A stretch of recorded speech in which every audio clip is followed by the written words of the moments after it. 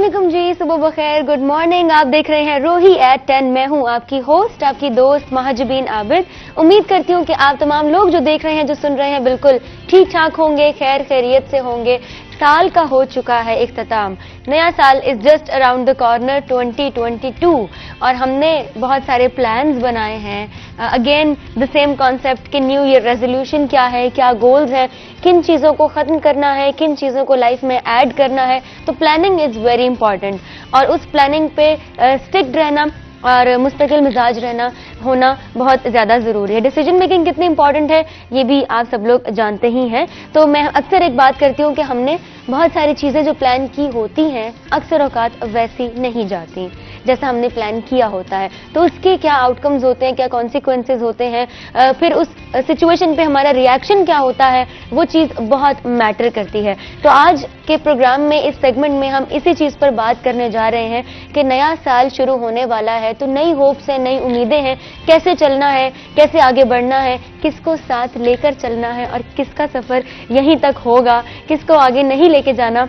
ये तमाम चीज़ें हमने प्लान करनी है। आपके पास सिर्फ एक दिन रह गया, देखिए सोच लें क्या करना है और मैंने भी सोचना है कि मैंने क्या क्या करना है। प्रोग्राम का बाकायदा आगाज़ करते हैं। गला आज भी थोड़ा सा ख़राब है, तबीयत थोड़ी ख़राब है, लेकिन कोई बात नहीं, काम जो है वो चलता रहता है क्योंकि ज़िंदगी नहीं रुकती किसी भी वजह से। बड़ा अच्छा पैगाम दे दिया वैसे मैंने। हमारे साथ मौजूद है इस वक्त वाजिद रज़ा साहब जो कि मोटिवेशनल स्पीकर हैं और इतनी जो मैंने अभी मोटिवेशनल बातें की हैं इनके यहाँ पर बैठने का नतीजा है, बिकॉज इनसे हमने इसी हवाले से बात करनी है कि नया साल शुरू होने जा रहा है और क्या उम्मीदें हैं, क्या काम है जो हमने करने हैं और क्या चीज़ें हैं जो हमने आगे नहीं करनी। तो अब मैं ही नहीं बोलती रहूंगी। अस्सलाम वालेकुम, कैसे हैं आप? जी वालेकुम सलाम, मैं हमेशा की तरह बिल्कुल ठीक ठाक। हमेशा की तरह बिल्कुल ठीक ठाक, वेरी गुड। कैसा रहा यहाँ आने का सफर जो बीच में आपने तय किया, कैसा रहा? रोही के साथ एक पुराना ताल्लुक है और हमेशा मतलब पहली कॉल पे आ जाता हूँ मैं। क्या बात है वैसे, और पहली कॉल पर आ जाते हैं। बड़ी खूबसूरत आपने बात बताई। और एक और खूबसूरत बात मैं यहाँ पर ऐड करती चलूँ कि आज का जो वार्डरोब है, आज का outfit, this 2 piece is from Grey Women. आप सर्च कर सकते हैं इंस्टाग्राम पर ग्रे वुमेन ऑफिशियल के नाम से। इनकी जो रीसेंट कलेक्शन है that is no doubt very good, very amazing. आप चेक कर सकते हैं, चाहे वो फैंसी हो, चाहे वो कैजुअल हो, तमाम जो चीज़ें हैं वो आपको मिल जाएंगी और आप बासानी खरीद सकते हैं।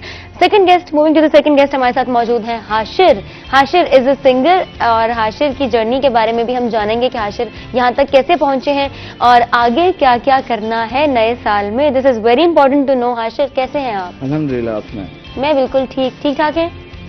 ठंड नहीं लग रही आपको? नहीं चलें ठीक है, ठंड नहीं लग रही, शुक्र है। चलें, हम प्रोग्राम का बाकायदा आगाज करेंगे। इस सेगमेंट में देखते हैं क्या होता है, क्या बातें होती हैं और क्या क्या हमें हमारे जो सवाल है उनके जवाब मिलते हैं। लेकिन उससे पहले चलते हैं अपने सेगमेंट की जानिब, आज नेकी की बात, और देखते हैं कि हमारे रिलीजियस स्कॉलर हमें आज कौन सी बात बताने जा रहे हैं।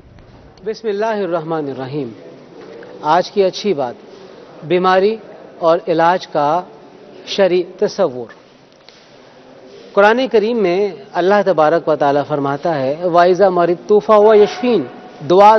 दुआ सिखाई गई कि जब मैं किसी मर्ज में मुब्तला होता हूँ तो अल्लाह की ज़ात ही है जो मुझे शफा देती है। नबी करीम सल्लल्लाहु अलैहि वसल्लम ने फरमाया, हर बीमारी के लिए दवा है, बुढ़ापा और मौत के लिए कोई दवा नहीं, क्योंकि बुढ़ापा और मौत ये बीमारियां नहीं हैं। नबी करीम सल्लल्लाहु अलैहि वसल्लम ने मुख्तलिफ बीमारियों से इलाज करवाया और यह हमारे लिए सुन्नत। इलाज करवाना किसी भी एतबार से तवक्कुल के ख़िलाफ़ नहीं है। ये ऐसा ही है जैसे हम भूख की हालत में खाना लेते हैं और प्यास की हालत में पानी पीते हैं।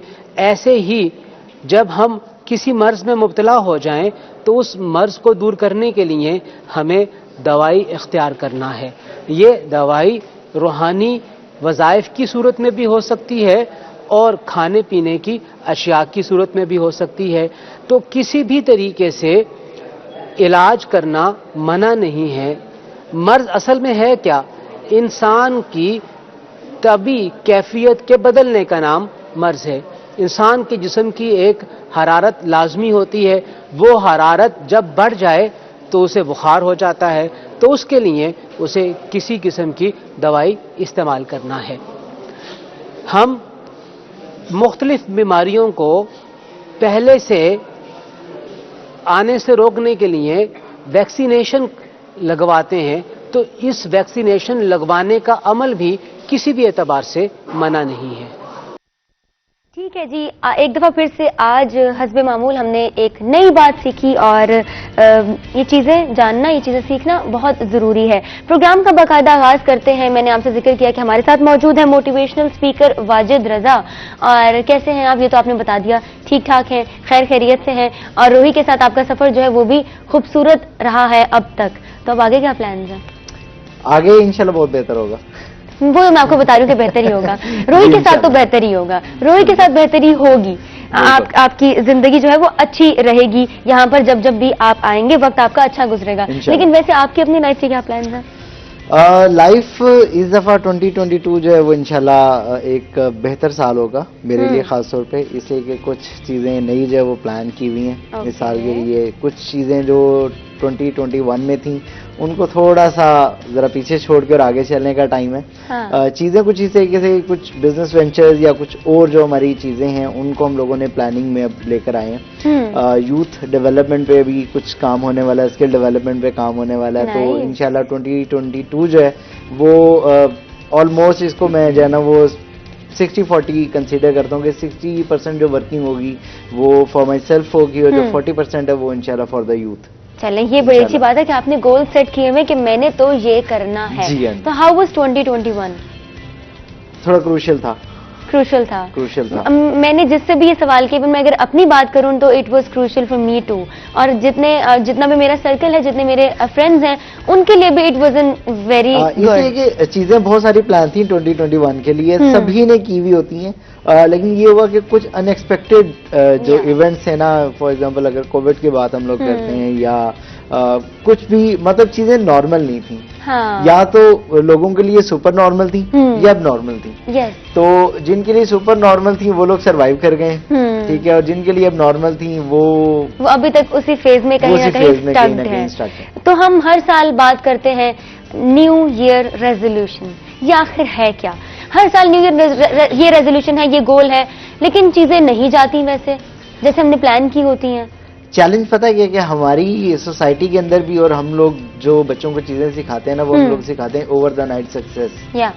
कि हम लोग चीजों को इतना ब्लंट करके और इतना, मतलब जिसको हम कहते हैं ना कि शीशे में उतार के ना चीजें बच्चों को हम लोग दे देते हैं कि आप सुबह उठेंगे और एक बहुत बड़ा कैसल जो है ना वो आपके सामने एक बहुत बड़ा एम्पायर खड़ा होगा और आप जो है ना उसके किंग होंगे। ऐसा नहीं होता, ऐसा नहीं होता। सेम विद योर गोल्स, कि अगर आप जो वो 2022 को ले रहे हैं या 2021 में अगर आपके गोल्स अचीव नहीं हुए, तो चैलेंज यही था कि हम लोगों ने कहा कि जी मैं अभी सो रहा हूँ और जब मैं सुबह उठूंगा तो मेरे गोल अचीव हो चुके होंगे।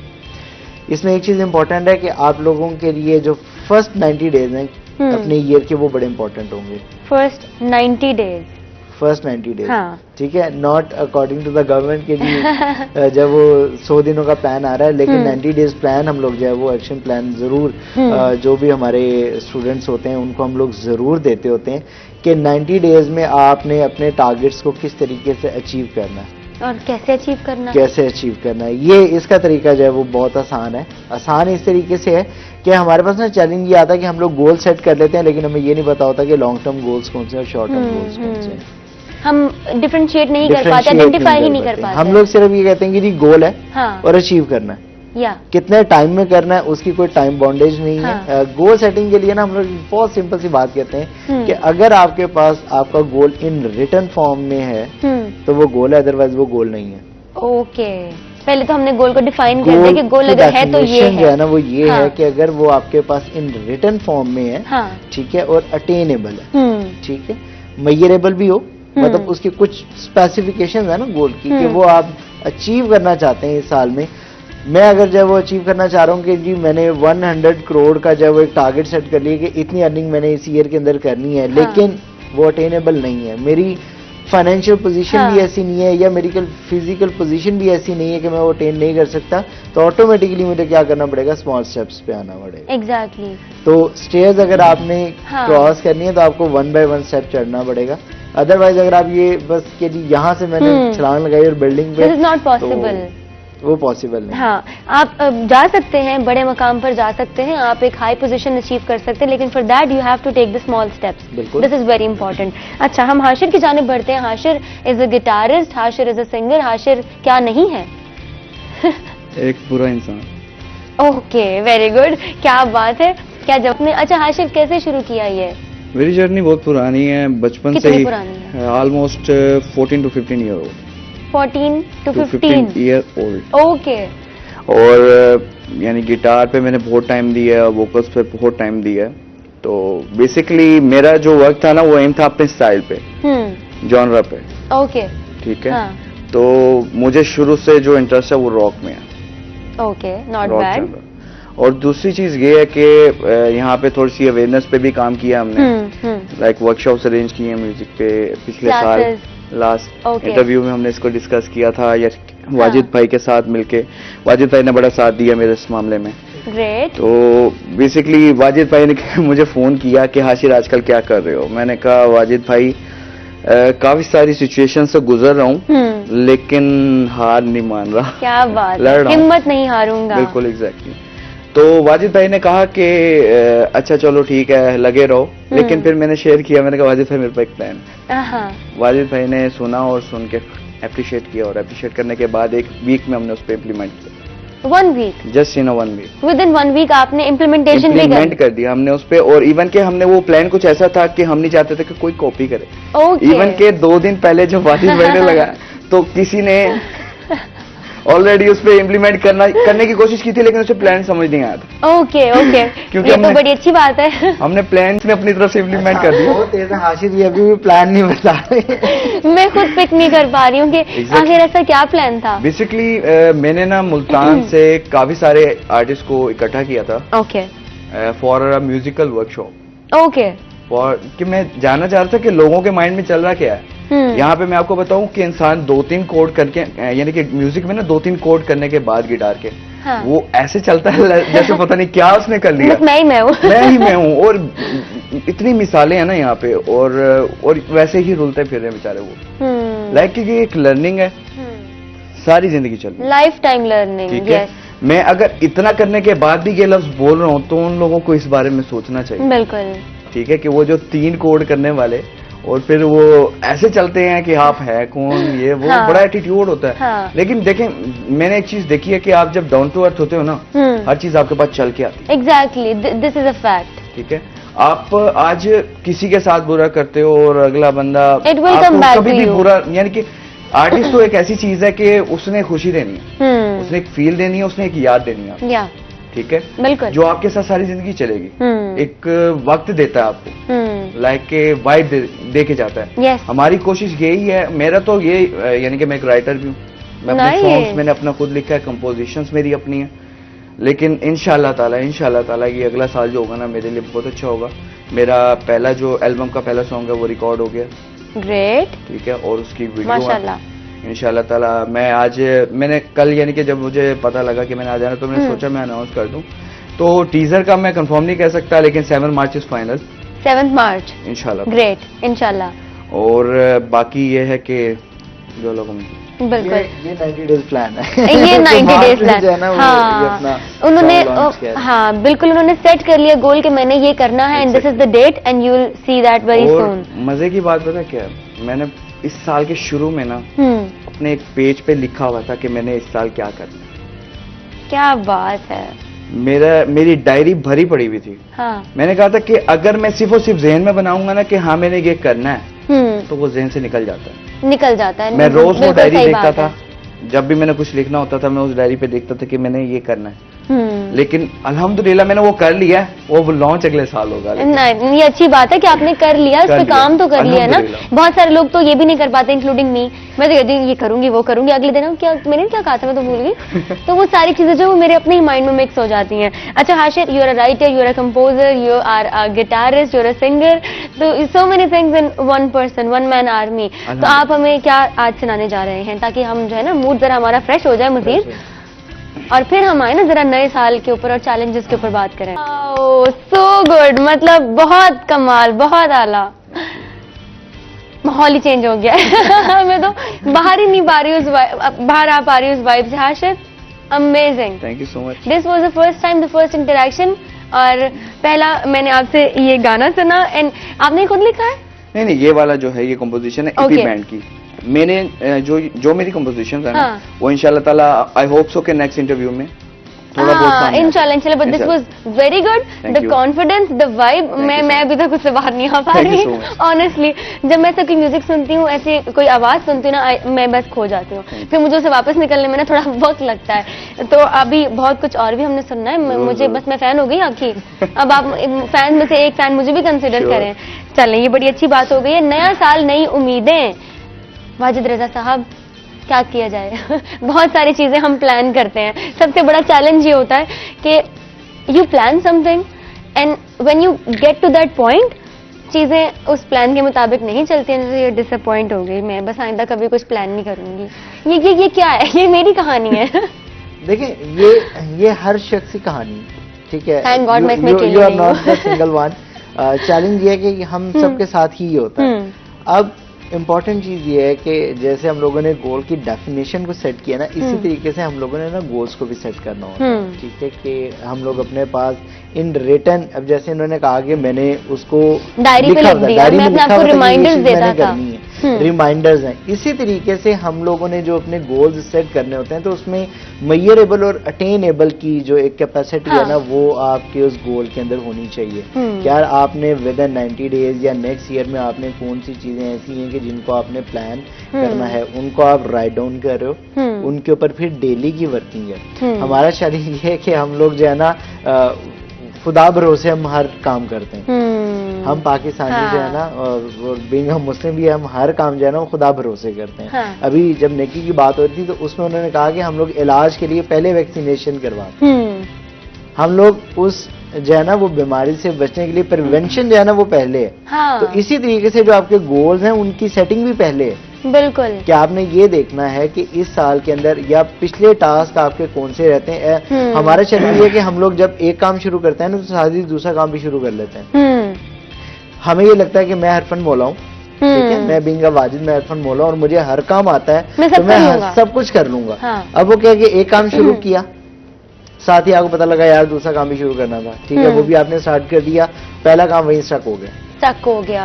अब ये क्या है कि वो चीजें स्टक होती जा रही हैं, वो पाइलअप होती जा रही हैं। अब वो पाइलअप तो होती जा रही है, लेकिन उनको आपने अटेन जो करना है वो किस तरीके से करना था। This is very important. अब यहाँ पे एक चीज आती है, शेयरिंग इज अ केयरिंग, ठीक है, कि हम लोगों ने टास्क जो है ना वो आप असाइन भी कर सकते हैं। हमारे पास ये चैलेंज है कि मैं ये चाहता हूँ कि मैं सारा क्रेडिट ना खुद ही ले लूँ। इवन गोल्स की कंप्लीशन में ऑर्गेनाइजेशनल लेवल पे बात करें या इवन पर्सनल लेवल पे भी बात करें, तो हमारी कोशिश ये होती है कि मैं तमाम काम खुद करके क्रेडिट खुद ही ले लूं।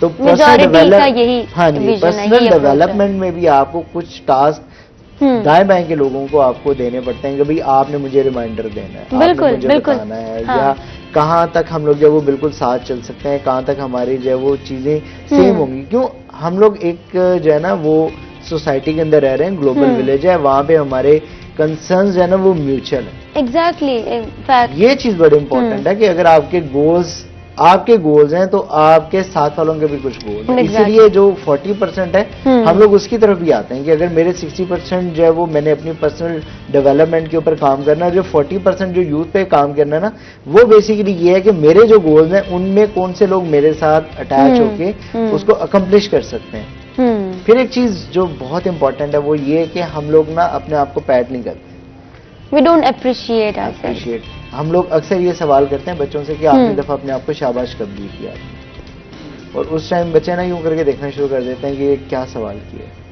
हालांकि जब आप सुबह उठ के फ्रेश होते हैं, रेडी होते हैं, इवन मिरर पे आप अपना आखिरी ग्लास होता है ना कि अच्छा आपने ये चेक करना है, ठीक है, तो उसके अंदर आपने उठते हुए या निकलते हुए आपने अपने आप को शाबाश देनी। बिल्कुल, अपने आप को अप्रिशिएट करना बहुत जरूरी है। कोई आपके लिए ताली बजाए या ना बजाए, आपने अपने लिए ताली जरूर बजानी है। इसी खूबसूरत से पैगाम के साथ चलते हैं ब्रेक पर, और ब्रेक के बाद वापस आते हैं। नया साल नई उम्मीदें, इस पर जरा हम बात करते हैं।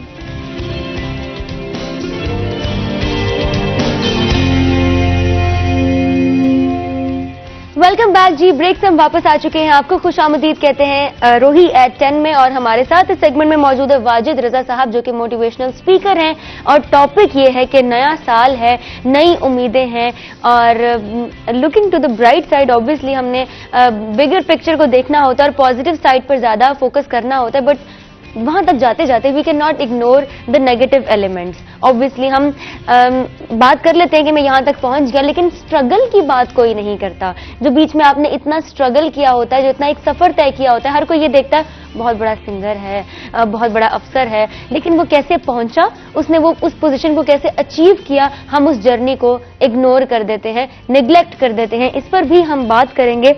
और हमारे साथ दूसरे जवान जो मौजूद हैं, हाशिर गिटारिस्ट हैं, सिंगर हैं, राइटर हैं, कंपोजर हैं, और एक बेहतरीन इंसान भी हैं। बस थोड़े से संजीदा मिजाज लगते हैं मुझे, क्या ऐसा है या नहीं है? संजीदा नहीं हूँ वैसे, रियल लाइफ में बहुत ज्यादा यानी कि मजाक वगैरह करता हूँ। तो ये रियल लाइफ है? नहीं, मैं यानी कि आउटसाइड बात कर रहा हूँ। मैं बहुत ज्यादा मजाक करता हूँ, लेकिन आज जरा कुछ कैफियत, जब से यानी कि मैंने अपना गाना रिकॉर्ड किया, मैं उसमें ही खोया हूँ थोड़ा सा, लाइक के मैं आइडियाज मेरे माइंड में घुस रहे हैं। ठीक है। तो बेसिकली इतना यानी कि मैं संजीदा नहीं हूँ। सीरियस मिजाज के नहीं है? सीरियस नहीं हूँ, लेकिन हाँ काम के वक्त हूँ। अच्छा, गुस्सा आता है आपको? बहुत। मुझे लगता है आपको बहुत गुस्सा आता है, इसलिए मैं जरा आराम से बैठी हूँ, कोई बात ना कर दूँ आज से खरी खरी सुनाते मुझे। नहीं ऐसी कोई बात। चलें फिर ठीक है, अब हमें तसल्ली हो गई कि हाशिर जो है वो हंसते भी हैं और मजाक भी करते हैं, is a very jolly kind of person. लेकिन अभी वो जरा अपने फुल फोकस्ड है अपने काम की तरफ, इवन दो वो यहाँ भी बैठे हैं, लेकिन उनका माइंड जो है ना वो अपनी रिकॉर्डिंग्स पे है और अपने काम पर है। ठीक हो गया। Getting back to the point, हम बात कर रहे हैं नए साल के हवाले से, रेजोल्यूशंस के हवाले से, और अब क्या किया जाए जब आपके बीच के पूरे इस सफर को सोसाइटी या माशरा, लोग एक्नॉलेज ही नहीं करते।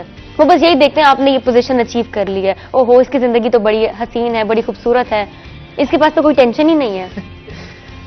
मेरा ये ख्याल है कि इस साल में ना, साल 2022 के अंदर हमें जो सबसे ज्यादा बात करनी चाहिए ना, वो शायद फेलियर्स के ऊपर हमें ज्यादा फोकस करना पड़ेगा। यस, ठीक है, क्योंकि हम लोग चाहे सक्सेस स्टोरीज भी हों, लेकिन सक्सेस स्टोरीज के अलावा, सक्सेस स्टोरीज में भी और उसके अलावा भी हमारे पास एक जो मेजर कंसर्न होता है ना, वो होते हैं वो फेलियर्स। एग्जैक्टली। ठीक है, कि वो जो आपने फेस किए होते हैं और जिनके ऊपर बात करना बनता है।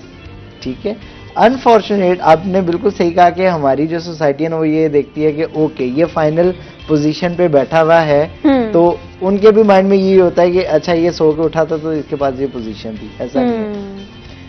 अगर हाशिर हैं और इन्होंने 15 ईयर की अगर स्ट्रगल है, या कोई और है, आप हैं, कोई भी है, तो अगर आप इस पोजीशन पे बैठी हुई हैं तो एक लंबा फेज आपने फेस किया। एग्जैक्टली। अपने ग्रेजुएशन के बाद आप फील्ड में आए हो, उसके बाद फील्ड के धक्के हैं वो सब खाते हैं। मेरा ये जो सजेशन भी है वो ये कि इस साल में जो ज्यादातर आपकी डिस्कशन भी होनी चाहिए ना, वो फेलियर्स पे होनी चाहिए। फेलियर्स आपके वो पॉइंट्स होते हैं कि जो आपको ये बताते हैं कि ओके ये पिछले साल में आपने किया था, उसकी वजह से ये आपको चैलेंज फेस करना पड़ा, इस साल रिपीट नहीं करना, लेकिन उससे जो आपने लेसन लेना, उसके बाद अब आप आगे क्या करने लगे, अब आगे क्या स्ट्रैटेजी चेंज करनी है ना, कि अगर हमारा एक गोल अचीव नहीं हो रहा तो I have to focus on कि अच्छा मुझे ना चैलेंज कहाँ पे आ रहा है, किस वजह से मैं फेल हो रहा हूँ। इधर वो फाइनेंशियल चैलेंजेस हैं, या जब वो रिलेशनशिप चैलेंजेस हैं, या मुझे जो है वो मेरी स्ट्रैटेजी ठीक नहीं है, या ये भी हो सकता है कि हम लोगों ने जो गोल चूज किया हुआ है वो ठीक नहीं है। एग्जैक्टली, बिल्कुल। मल्टीपल फैक्टर्स हो सकते हैं ना। तो इसलिए इम्पोर्टेंट ये है कि जब आप अपनी गोल सेटिंग कर रहे हो या आप न्यू ईयर अपना प्लान कर रहे हो, तो वहां पे आपने अपने गोल्स भी अपनी डेली रूटीन के हिसाब से आपने सेट करने। फॉर एग्जाम्पल, अगर आप 9 to 5 जॉब कर रहे हैं, उसके गोल्स डिफरेंट हैं। उसके बाद 5 बजे से लेके सुबह 9 बजे तक की जो आपकी लाइफ है, उसके गोल्स डिफरेंट हैं। बिल्कुल। उसमें आपकी फैमिली भी है, उसमें आपके फाइनेंसेस भी हैं, उसमें आपके रिलेशनशिप्स भी हैं, उसमें आपकी हेल्थ जो है वो बड़ी इस साल में मेरा ख्याल है कि क्योंकि आपको दोबारा कंसीडर करना पड़ेगा, क्योंकि ओमिक्रॉन, ठीक है, कोविड खत्म हुआ तो ओमिक्रॉन स्टार्ट हो रहा है, और नए वेरिएंट सामने आ रहे हैं, इंग्रेडिएंट्स आ रहे हैं, तो हमें मेंटली प्रिपेयर रहना है। बिल्कुल। चैलेंज ये होता है कि हम लोग फिजिकली तो दौड़ रहे होते हैं, लेकिन मेंटली हम लोग अपने उस गोल की तरफ नहीं होते। Life is quite unpredictable. बहुत सारी चीजें ऐसी होती हैं जो कि अनएक्सपेक्टेड होती हैं। एक और बड़ा अहम मसला है, हम बहुत जल्दी मायूस हो जाते हैं। शायद हम बहुत सेंसिटिव हैं, बहुत जज्बाती हैं, और जिद्दी भी, स्टबर्न वाला भी एक हमारा एटीट्यूड डेवलप हो जाता है कि करना है तो बस यही करना है, वरना कुछ नहीं करना। और गोल अचीव नहीं हुआ तो बस फिर अपने आप को हम फेलियर के तौर पर आइडेंटिफाई करने लग जाते हैं कि हम फेलियर हैं, हम तो कुछ कर ही नहीं सकते, बिकॉज हमने एक चीज अचीव नहीं की तो we can not achieve any other thing. तो ये जो माइंडसेट डेवलप हो जाता है, इसका क्या किया जाए? इसके लिए भी जो सबसे इम्पोर्टेंट चीज़ है वो ये कि हमें जो है ना वो माइंडसेट चेंज करने पड़ेंगे। इसके लिए ना कोविड में एक बहुत प्यारी एक स्टेटमेंट आई कि अगर आप ड्यूरिंग द डिजीज अगर आप पॉजिटिव सोचेंगे तो आपके रिजल्ट्स नेगेटिव आएंगे, और अगर आप नेगेटिव सोचेंगे तो आपके रिजल्ट्स जो है वो पॉजिटिव आएंगे। बिल्कुल। हमें यहाँ पर ना हमारे एक मेंटोर हैं, वो एक बहुत प्यारी बात करती हैं कि आपका जो एटीट्यूड है ना वो डेवलप होता है आपकी थिंकिंग से। फिर आपकी जो थिंकिंग है वो आगे जनरेट करती है वो वर्ड्स जो आपने बोलने हैं, फिर जो आपके वर्ड्स हैं वो आपका माइंडसेट सेट कर देते हैं। बिल्कुल बिल्कुल। और जो माइंडसेट है वो आपका एटीट्यूड जो है ना वो सेट होता है। तो हमें क्या करना है कि इस साल के अंदर हमें सिर्फ अपने सोचने का जो अंदाज है ना, जी देखें रेवोल्यूशन एक्चुअली क्या है कि हम लोगों ने चेंज लेकर आना है ना। चेंज कहाँ से स्टार्ट होगा? That is from your thinking. Exactly. कि आप क्या सोच रहे हो। बीमारी के बारे में हमेशा हम ये कहते हैं कि नहीं ऐसा नहीं होना चाहिए। हाँ। तो अगर हम लोग सोचेंगे कि अच्छा ऐसा ना हो तो फिर उसका रिजल्ट क्या होगा? पॉजिटिव होगा। ठीक है। तो और हाँ, बहुत सारी चीजें जो कि एसोसिएटेड हैं गोल्स के साथ, उन पर हम बात करेंगे कि जब हम अचीव नहीं कर पाते, हम प्लान के मुताबिक नहीं चल पाते, ये चीजें एज प्लान्ड नहीं चलती, तो हमारा रिएक्शन बड़ा स्वेयर होता है। मेजॉरिटी का रिएक्शन बहुत स्वेयर होता है, और हम बहुत अपना जो एक वक्त है, बहुत ज्यादा सेगमेंट है हमारे टाइम का, वो हम वेस्ट कर जाते हैं उस सोच में रहते हुए कि मैं ये चीज नहीं कर सका, I am a failure, I can not do anything, और I am not capable, I don't have the potential. तो बहुत सारी चीजों से हम अपने आप को जो है वो एसोसिएट कर देते हैं। Will talk about this, but moving back to Hashir. और हाशिर ने बता दिया है कि ये संजीदा मिजाज नहीं है। द कंपनी, उस कंपनी पे डिपेंड करता है कि किस कंपनी में बैठे हैं, कैसा इंटरेक्शन है, and then he is a very jolly kind of person. Okay Hashir, आपने बताया कि आपने कैसे शुरू किया, कहीं आपके लिए ये चैलेंजिंग रहा फैमिली की तरफ से? आपके रिश्ते जो हैं, सर्कल जो है, कहीं ना कहीं आपको ये लगा कि यार this is a challenge? Challenge तो बहुत आए हैं, बहुत आए हैं, बेतहाशा आए हैं, लेकिन कुछ अगर मैं उस चैलेंज को इजी ले लेता तो ये मेरे लिए बेहतर था, और मैंने इजी लिया उनको। इजी लिया? इजी लिया। ठीक है। तो आपको किस किस्म का चैलेंज फेस करना पड़ा? वैसे अगर हम यंगस्टर्स की आज भी बात करते तो पेरेंट्स ये कहते हैं गिटार लेके तुमने क्या करना है, कहते किताबें उठाओ पढ़ो। तो we need to change the mindset. Exactly, guitar is another world, music is another world, like guitar भी पार्ट है उसी। हाँ। तो बेसिकली ये एक आर्ट है, और आर्ट की कोई लिमिट नहीं है। एग्जैक्टली। और हर माइंडसेट का ना एक, हर बंदे की अपनी एक क्रिएटिविटी है, और आर्टिस्ट जो होता है वो बचपन से होता है, बिल्कुल, वो पॉलिश आके एक टाइम पे होता है। हाँ। ठीक है। अब मेरी जो जर्नी थी ना, उसमें मुझे डेली बेसिस किसी ना किसी से कुछ ना कुछ सीखने को मिलता था। नेचर थी, लाइक कि अगर मैं गिटार टीच कर रहा हूँ ना किसी को, तो इट डजंट मीन के मैं सिर्फ उसे टीच कर रहा हूँ, is also teaching me. Yes. और ये एक्सेप्टेंस होनी चाहिए। हाँ, ये फ्लेक्सिबल एटीट्यूड होना चाहिए कि आप एक्सेप्टेंस जो है ना, कि ये नहीं कि मैं अगर सिखा रहा हूँ तो नो जी मैं बहुत कुछ बन गया, no I am nothing. Rigidity will not bring you anything. हाँ, ठीक है। अगर आप इस एटीट्यूड को और इस यानी कि मैं सुकून फील करता हूँ इस एटीट्यूड के साथ। लाइक मैं एक्सेप्ट करता हूँ अगर मेरी कोई गलती भी है तो मैं एक्सेप्ट करता हूँ। लाइक कि अगर मैं कभी इंसान ना बड़ापन से ना छोटा नहीं होता कभी। अपने आप को जो है ना हर किसी के साथ न्यूट्रल रहना चाहिए इंसान को, और गरूर ना ये आए, the negative element, you don't like this and you're not one of those people जिनमें ये एलिमेंट पाए जाते हैं। ठीक है। Guitar is more like your Humsafar. Yes. तो कोई और भी हमसफर आपने जो है वो शामिल करना है या गिटार के साथ ही चलना है? चले, जाहिर बात है वो तो पार्ट है ना जिंदगी का। तो आपने कुछ करीब ये है या ये अभी सिचुएशन नहीं है? सिचुएशन तो मेरी 5 साल से है। अच्छा, 2022 में ये भी हो जाएगा या नहीं? नहीं ये अभी नहीं होगा, ये अभी नहीं होगा, उसको टाइम है थोड़ा, मैं अपने आप को स्टेबल करूँ। ओके ठीक है, this is very important, this is very good. हाँ, स्टेबिलिटी बहुत जरूरी है, आप जरा स्टेबल हो जाए, मेंटली स्टेबल भी, फाइनेंशियली स्टेबल भी आप हो जाए, then you should think of many other things, those are important as well. ठीक है, तो अब आप हमें क्या सुनाने जा रहे हैं, because I can not wait. बिचाना और Bilal Khan. Oh my god, मुझे तो बहुत पसंद है भाई, मैं तो साथ साथ गाने लग जाऊँ। हाशिर अमेजिंग अमेजिंग, मतलब अंदाज कितना खूबसूरत है। हाशिर, कोई इंस्पिरेशन? Freddie Murphy. ओहो, is the pop rock king of pop rock. तो वैसे Hashir, you were always in this domain, या आपने तयन किया, सोचा कि हाशिर किस चीज में तुम बेहतर हो, तुम्हें इस साइड पर जाना चाहिए, you can sing this way, और मतलब ये तरीका होना चाहिए, वो तरीका होना चाहिए, तो किन किन चीजों पर आपने काम किया? सबसे पहली चीज पता है क्या, कि जो चीज भी आप करना चाहते हो ना जिंदगी में, आपको अपने ऊपर ही, ओके, ये तो फर्स्ट प्योरिटी। ठीक है, आपने हार नहीं माननी, हार नहीं माननी, अप एंड डाउन तो is a part of life, आपने हार नहीं माननी, और दूसरा चलते रहना, चलते जाओ, चलते जाओ। हाँ। और दूसरा ये चीज आपने इस चीज का यानी कि ख्याल रखना है कि आप जब चल रहे हो आपकी जर्नी में, आप किसी को हर्ट ना करो, हर्ट मत करो, ठीक है, और कभी भी यानी कि उस वे से ना हटो, बस दैट्स इट। कि अगर आपको खुद पे यकीन है ना, हाँ। आप कुछ भी कर सकते हो, कुछ भी। हाँ, वही बात आ गई कि मेजरेबल हो और अटेनेबल हो। Exactly. ये तो चीज मैंने आज आपसे सीख ली है। ठीक है, ये बड़ी इंपॉर्टेंट चीज थी कि आपने ये देखना है और इस बात का तयन करना है कि क्या जो आप सोच रहे हैं वो अटेनेबल भी है। तो इस पर हम बात करेंगे, लेकिन एक छोटे से ब्रेक के बाद कहीं मत जाइएगा, हमारे साथ रहिएगा।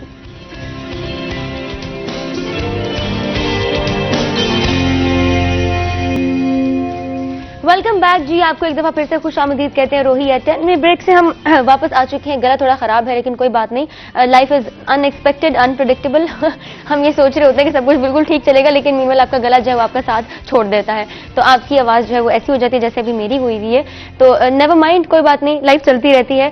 बात कर रहे हैं हम नए साल के हवाले से और रेजोल्यूशन के हवाले से, जो कि हम हर साल के शुरू में सेट करते हैं, लेकिन एक टाइम ऐसा आता है कि बनाने ही नहीं है रेजोल्यूशन, कुछ पूरा ही नहीं होता। कोई गोल ही नहीं पूरा होता। अब बात ना करना न्यू ईयर रेजोल्यूशन की, देखिए तो कुछ लोग उकता भी जाते हैं। देखिए बात वही है कि उकताते हम तब हैं कि जब हमारे पास ना चीजें रिटर्न फॉर्म में नहीं होती। फॉर एग्जाम्पल, अगर आप जब वो ग्रोसरी लेने की भी जा रहे हो तो आगे मम्मा आपको एक बड़ी जबरदस्ती बात कहते हैं, चीजें नोट कर लो। हाँ जी, वो इतनी बड़ी लिस्ट है, इतनी लंबी जो लिस्ट आ रही होती है, उन्हें पता होता है कि आपने आखिर में भूल ही जाना है। हाँ। तो इसलिए भी हमारे लिए ये वहाँ सब जानती है। अब देखिए, ये तो बड़ी सिंपल सी चीज है कि जो आपकी डेली रूटीन की है, कि आपने जाना है, ना भी डेली रूटीन की हो लेकिन वीकली या मंथली आपने ये चीजें प्लान करनी होती हैं। एक चीज है जो आप अपने एक साल के लिए प्लान कर रहे हैं, तो उसके लिए क्या कर रहे हैं? अगर उसके लिए भी आप चीजें अपने पास नोट डाउन नहीं कर रहे हो तो that will be a challenge again. तो बात फिर वहीं से आएगी कि अब आपको इस साल में सिर्फ अपना माइंडसेट चेंज करना है। चीजों को सोचने का नजरिया आप थोड़ा सा बदलेंगे। रेजोल्यूशन इसी तरीके से आएगा। रेजोल्यूशन जो है ना, basically that start from your thinking, कि आप चीजों के बारे में किस तरीके से सोच रहे हैं। जब मैंने स्टार्ट में बात की कि ये साल एक अच्छा साल होगा या पॉजिटिव ईयर होगा, तो उसकी रीजन है कि हम लोग इस साल के लिए मोटिवेटेड हैं कि हाँ, चैलेंजेस आते हैं, आएंगे तो हम लोग कुछ नई चीजें सीखेंगे ना। चैलेंजेस, हाँ, चीजें देखें, लास्ट ईयर अगर चैलेंजेस आए तो हम लोग ऑनलाइन पे शिफ्ट हुए। बिल्कुल, वो चीज जो हम लोगों ने शायद 5 साल के बाद अटेन करनी थी, वो हम लोगों ने 5 साल पहले कर ली। No doubt. अब चीज ये है कि अगर हम लोग ये कंसीडर करें कि यार अच्छा 2021 में कोविड आया, हम लोगों ने चीजों को ऑनलाइन कर लिया, ट्रेनिंग्स को ऑनलाइन कर लिया, चीजों को सीखने का नजरिया वो 2021 के लिए था, 2022 को फिर नॉर्मल गुजारना है, ऐसा नहीं है। तो इसीलिए पहले कहा कि 2022 को अब आपने और ज्यादा क्रूशियल पहले से कंसीडर कर लें। हाँ, अब आपने प्रिपरेशन उसी हिसाब से करनी है। फॉर एग्जाम्पल, अगर आप जो है वो किसी टूर पे जा रहे हैं, ठीक है, छोटे होते हुए आपसे ये प्लान कर रहे थे कि अच्छा है बस ट्रेन में बैठे और कहीं चले जाए। हाँ जी। लेकिन टीन एज में आके आप प्लान करते हैं कि अच्छा नहीं, लाहौर जाना, कराची जाना, किधर जाना है। हाँ। टारगेट्स सेट होते हैं टीन एज के बाद। तो हम लोगों ने भी, अब जो हमारी नेक्स्ट जनरेशन है, जो अभी करंट पेरेंट्स हैं, उनकी एक रिस्पॉन्सिबिलिटी है कि चीजों को प्लान कर लें। ठीक है, चीजों को, गोल्स को सेट कर लें, सिचुएशंस देख लें कि अभी मार्केट के अंदर करंट सिचुएशंस कैसी चल रही है। अगर जो है वो हेल्थ कॉन्शियस हम लोग नहीं होंगे, सबसे इम्पोर्टेंट जो होगा वो आपकी फिटनेस है और आपका हेल्थ है। अगर तो ये दोनों चीजें आपकी इस साल में नॉर्मल नहीं है तो आप गोल्स अटेन नहीं कर सकते, सिंपल है ना। बिल्कुल ठीक है, तो अटेन और मेजरेबल में यही चीज आती है कि आपकी फिजिकल भी कंडीशन कैसी है। हाँ। तो हमें फिजिकली या हमें मेंटली फिट रहना है। चैलेंजेस आ रहे हैं, मायूसी गुनाह है, गुनाह है, गुनाह है, ये है। हाँ। उसकी रीजन ये है कि जब आप डिप्रेस होते हो, डिप्रेस होने के बाद डिप्रेशन आपका स्टार्ट, डिप्रेशन फिर आपको that's leads to suicide. Yes. और सुसाइड के केसेस अब आपने देखा होगा, या सुसाइड पे नहीं भी हम लोग जाते तो आपके पास जो हार्ट अटैक के इश्यूज आ रहे हैं, पहले आप कभी सुनते थे कि किसी को हार्ट अटैक हुआ। अब जो यंग जनरेशन है ना, उनको हार्ट अटैक्स हो रहे हैं अनफॉर्चुनेटली। रीजन क्या है? देखिए, रीजन आपका जो है ना वो फूड नहीं है। ऐसा नहीं है कि जी आप जो है वो इस तरह की फूड इस तरीके से इंटेक आप कर रहे हो या बस जो है वो कुछ भी आप खा पी रहे हो और उसकी वजह से कोई आपको चैलेंज आ रहा है, नहीं, ऐसा नहीं। इसमें दोनों चीजें हैं, एक तो हमारी दीन से दूरी भी है, ठीक है, इसको भी हम लोगों ने इस ईयर के अंदर कंसीडर करना है कि हम लोग जो है वो अपने इस तरह के जो मामलात हैं, दीनी मामलात हैं, उनको भी हम लोगों ने, क्यों हम लोग जिंदगी में इतना आगे निकल जाते हैं कि हमारा जो एक आगे का जो सफर है ना, जिंदगी के बाद का भी सफर है, उसको हम लोग भूल जाते हैं। ये चीज बड़ी इंपॉर्टेंट होगी। अच्छा, when we focus on planning things, जो हम ये कहते हैं ना कि हमने प्लान करना है, तो एक मेजॉरिटी सेगमेंट है हमारी सोसाइटी का जो ये कहते हैं कि ओह देखी जाएगी, कल कल कल किसने देखी है, तो प्लान क्यों करना है? देखिए जो है वो आज ही है। देखें, फिर जो हो रही होती है ना वो हमसे देखी नहीं जा रही होती। हाँ, वो हम कहते हैं ना कि जो होगा वो देखा जाएगा, वो देखा ही नहीं जा रहा, वो नहीं देखा जाता ना हमसे। Hashir is relating something. Hashir कोई पॉइंट ऐड करना चाह रहे हैं? मैं कहता ना देखा जाएगा तो सारी जिंदगी देखता रहता फिर। हाँ, है ना। करने कुछ आता। तो ये चीज इम्पोर्टेंट है कि देखिए आप जरूर देखिए, इसके अंदर ये चीज भी है कि ठीक है, लक है, बिल्कुल है, और तमाम चीजें जो है ना वो लिखी हुई हैं, बहुत सारी चीजें उसमें। अगर तमाम की तमाम चीजें लिखी हुई है ना, तो अल्लाह ताला कभी भी ये ना कहता कि मिलेगा वो जिसके लिए कोशिश करोगे। बिल्कुल, हाँ, कोशिश तो करनी ही तो कोशिश आपने करनी है। अब कोशिश आप किसके लिए कर रहे हो, किस टारगेट को अचीव करने के लिए कर रहे हो, ये इम्पोर्टेंट होगा। अपना रोल हमने प्ले करना है, वो हमने ताकि एट हम ये तो कह सके कि हमने ट्राई किया था, वी गेव आवर बेस्ट। बिल्कुल ऐसा ही है। देखिए, बहुत सारे बच्चे मेडिकल के लिए प्लान कर रहे होते हैं, दिन रात एक कर देते हैं, नहीं होता। बेशक मैंने मेडिकल के लिए प्लान किया था, लेकिन दिन रात एक नहीं किया था। बगैर किसी हेजिटेशन के मैं ये बात एडमिट कर रही हूँ, लेकिन life is life, then life is unpredictable. तो आज हम यहाँ पे बैठे हैं, वरना हम किसी देखिए वहां पे आपने अपना गोल भी तो चेंज किया होगा ना, आपने गोल भी चेंज किया होगा, आपने फिर उसके लिए स्ट्रगल भी की होगी, इस पोजीशन के लिए भी स्ट्रगल की है। ऐसा नहीं है कि आप जो है वो बस अगेन ग्रेजुएट हुए और उसके बाद अगले दिन आपको ऑफर हो गया कि ठीक है जी आगे बैठ जाए। आपने रिपोर्टिंग भी की है, आप फील्ड में भी गए हो, आप रोड्स पे भी गए हो, आपने रोड शोज भी किए होंगे। उसके बाद एक टाइम आता है कि आप आके इस पोजीशन पे बैठते हैं या इससे आगे की पोजीशन का भी आपने टारगेट किया हुआ होता है। ये चीज इम्पोर्टेंट। बिल्कुल, दिस इज वेरी इंपॉर्टेंट। तो हाशिर, एट द एंड मुझे लगता है हमें कुछ सुना देना चाहिए आपको हमें कुछ सुना देना चाहिए। तारीफें लेंगे आज आप। कितनी सारी अप्रिसिएशन ले लेंगे आज मेरे से, वो भी एक ही दिन में। Thank you so much Hashir, it was lovely seeing you, meeting you at the end. Wajid Raza साहब, क्या पैगाम देना चाहेंगे? पैगाम सिंपल ये है कि 2022 इंशाल्लाह एक बहुत बेहतरीन साल होगा आप लोगों के लिए, सबके लिए। और अच्छा सोचें, बेहतर सोचें, सिर्फ अपना जो थिंकिंग पैटर्न है उसको थोड़ा सा चेंज कर लें, तो ये साल इंशाल्लाह पिछले साल से भी बहुत बेहतर नहीं। चलें इंशाल्लाह। Hashir, what do you want to add about the coming year, new year? I just want to add that just stay tune and keep smiling and stay blessed. Wow. Stay home, stay safe. Yeah.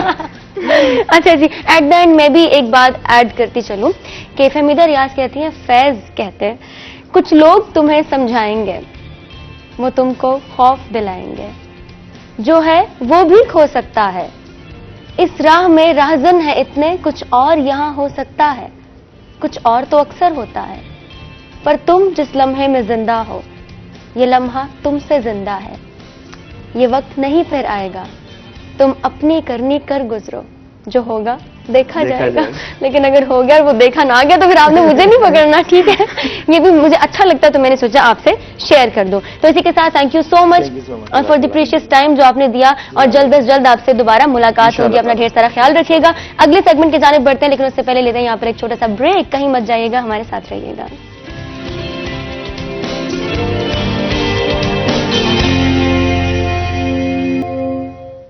Welcome back जी, एक दफा फिर से आपको खुशामदीद कहते हैं रोही eight 10 में। Break से हम वापस आ चुके हैं और इस सेगमेंट में हमारे साथ जो गेस्ट मौजूद हैं, जो मेहमान मौजूद हैं, जो पर्सनालिटीज मौजूद हैं, उनके इंट्रोडक्शन की जानिब चलते हैं। हमारे पास पहले मौजूद है वसीम शौकत अली, जो कि प्रेसिडेंट हैं ज़करियन म्यूजिक सोसाइटी के। अस्सलाम वालेकुम, कैसे हैं आप? कैसे हैं जी? अल्लाह का शुक्र। मैं बिल्कुल ठीक हूँ, यू लुक गुड माशाल्लाह। थैंक यू सो मच जी। कि अच्छी तैयारी के साथ आप आए हैं। तो आपने आज पता है ना हमें बहुत सारे गाने सुनाने हैं। आज मूड मेरा बहुत अच्छा है। और रोही के साथ तो पुराना ताल्लुक है जी, कितनी दफा आशिक है माशाल्लाह, हमेशा प्रमोट करता है रोही। तो जब भी आना होता है खुशी महसूस होती है, तो बंदा सुबह सुबह उठ के तैयार होके आता है, पूरी तैयारी के साथ पूरी तैयारी के साथ आते हैं। बहुत अच्छी बात है। मेरा आपसे यहाँ पर फर्स्ट इंटरेक्शन है, इससे पहले हमारी मुलाकात जो है वो हो चुकी है, लेकिन यहाँ पर इस सेट पर और रोही के मॉर्निंग शो में हमारी पहली दफा मुलाकात हो रही है। तो अच्छा लग रहा है आप यहाँ पर आए हैं, टाइम निकाल के आए हैं। यकीनन बहुत मसरूफ रूटीन होगी आपकी भी।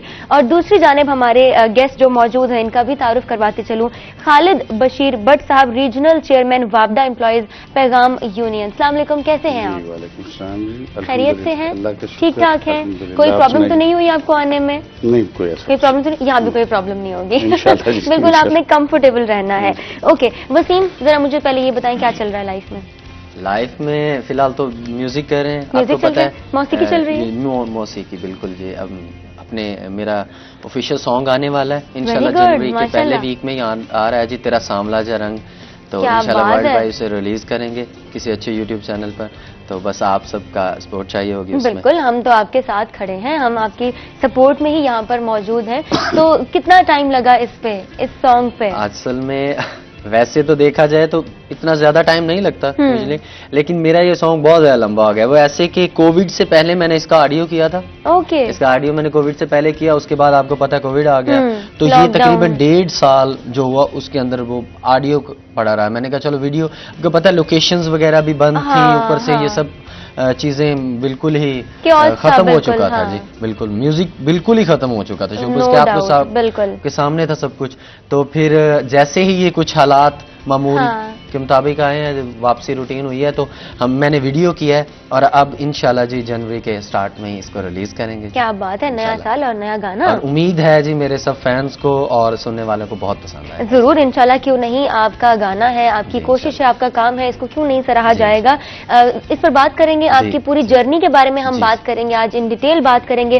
कैसे शुरू किया, किस किस ने सपोर्ट किया, क्या क्या चैलेंजेस आपको फेस करने पड़े और आगे आपने क्या करना है, सिर्फ 2022 में नहीं, आगे लाइफ में आपने क्या करना है, क्या गोल्स हैं, क्या प्लान्स हैं, इस पर हम बात करेंगे। लेकिन चलते हैं खालिद बशीर भट्ट साहब की जानिब और जानते हैं कि आजकल क्या चल रहा है। वैसे तो बहुत कुछ चल रहा है, लेकिन आपकी नजर में करंटली क्या चल रहा है? मैं आपकी बात नहीं समझ पाया। मैं आपसे ये पूछना चाह रही हूँ, जो भी गेस्ट आते हैं मैं उनसे यही पूछती हूँ कि जिंदगी कैसी चल रही है और जिंदगी में क्या चल रहा है। जी अल्हम्दुलिल्लाह बहुत अच्छा चल रहा है, और खासकर एज ए उहदेदार होने के यूनियन के पैगाम, आल पाकिस्तान पैगाम यूनियन के, तो इस टाइम हमारी काविशें चल रही हैं कि किसी तरीके जो हमारा ये बिजली जो हमारे लोड शेडिंग वगैरह प्रॉब्लम चल रही है, और उससे रिलेटेड हमारा अदारा जो है जनकोस, उसे चूंकि बंद किया जा रहा है, हमारी काविश है कि उसे बचाया जाए, उसे बचाया जाए। जी आप क्या समझते हैं कि ये जो बढ़ती लोड शेडिंग के मसाइल हैं, बिजली की लोड शेडिंग, इसकी वजूहात क्या है? इसकी सबसे बड़ी वजूहात तो हमारी अपनी नाअहली है, हमारी अदारे की, सियासतदानों की, ब्यूरोक्रेट्स की। बेसिकली इस टाइम एक माफिया जो है वो पाकिस्तान में बहुत एक्टिव हुआ हुआ है, और सबसे बड़ी बदकिस्मती ये है कि वो माफिया इस टाइम हमारे हुकूमती अदारों में, हुकूमती ऐवानों में शामिल है, फिर हमारे ब्यूरोक्रेट्स में है, हमारे इसी जेनकोस के अदारे में शामिल हैं। इससे सरकारी तौर पे जो हमारे अदारे हैं, जेनको की जो स्टेशन है 5-7, वो उन्हें बंद करके IPPs को अपलोड कर रहे हैं, अपग्रेड करने की कोशिश कर रहे हैं कि टोटल ओवरहेड उनकी तरफ हो जाए। बिल्कुल। सरकारी बंद होने की वजह से उनका आईपीपीज का हावी होने की वजह से वो हमारी गवर्नमेंट के जो मायदे हैं उनसे खरीदो फरोख्त के वो इंतहाई महंगे मायदे हुए हैं। सबसे रिसेंटली जो पिछले अरसे में हुआ कि वो जो पाकिस्तानी रुपीस में थे वो कन्वर्ट हो गए डॉलर में।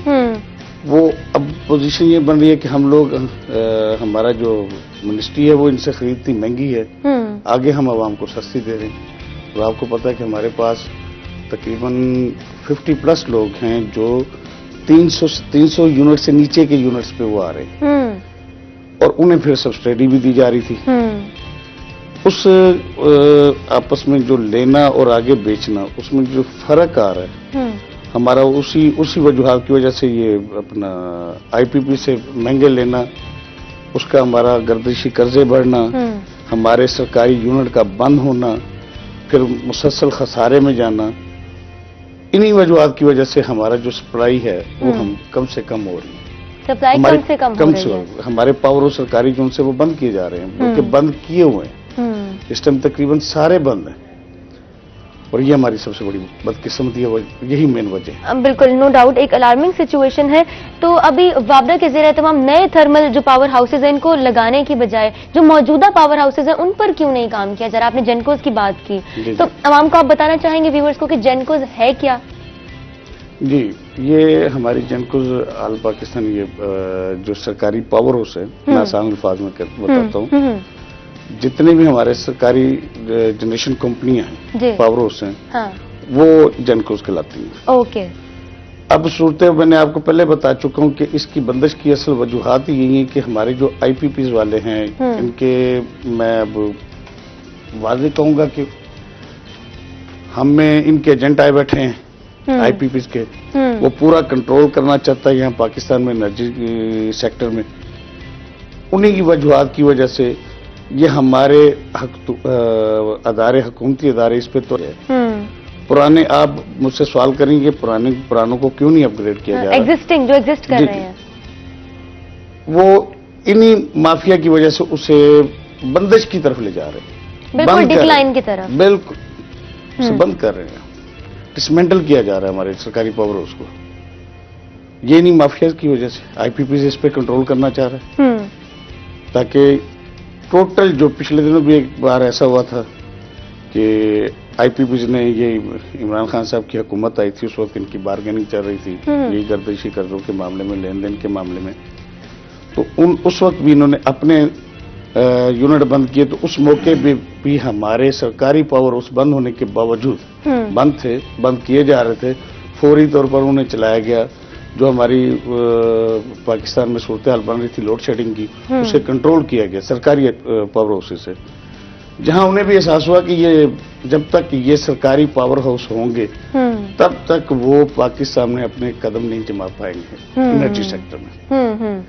वही खेल खेल रहे हैं सारा, वही उनकी पूरी कोशिश है कि इन्हें खत्म करके टोटल कंट्रोल उनके पास हो, अपनी मर्जी के रेट लगाए जाएं, अपनी मर्जी से चलाए जाएं और अपने ही, चूंकि टोटल उनके पास होंगे, कंट्रोल एनर्जी सेक्टर का पूरा उनका होगा, वो उन्हें ब्लैकमेल करेंगे।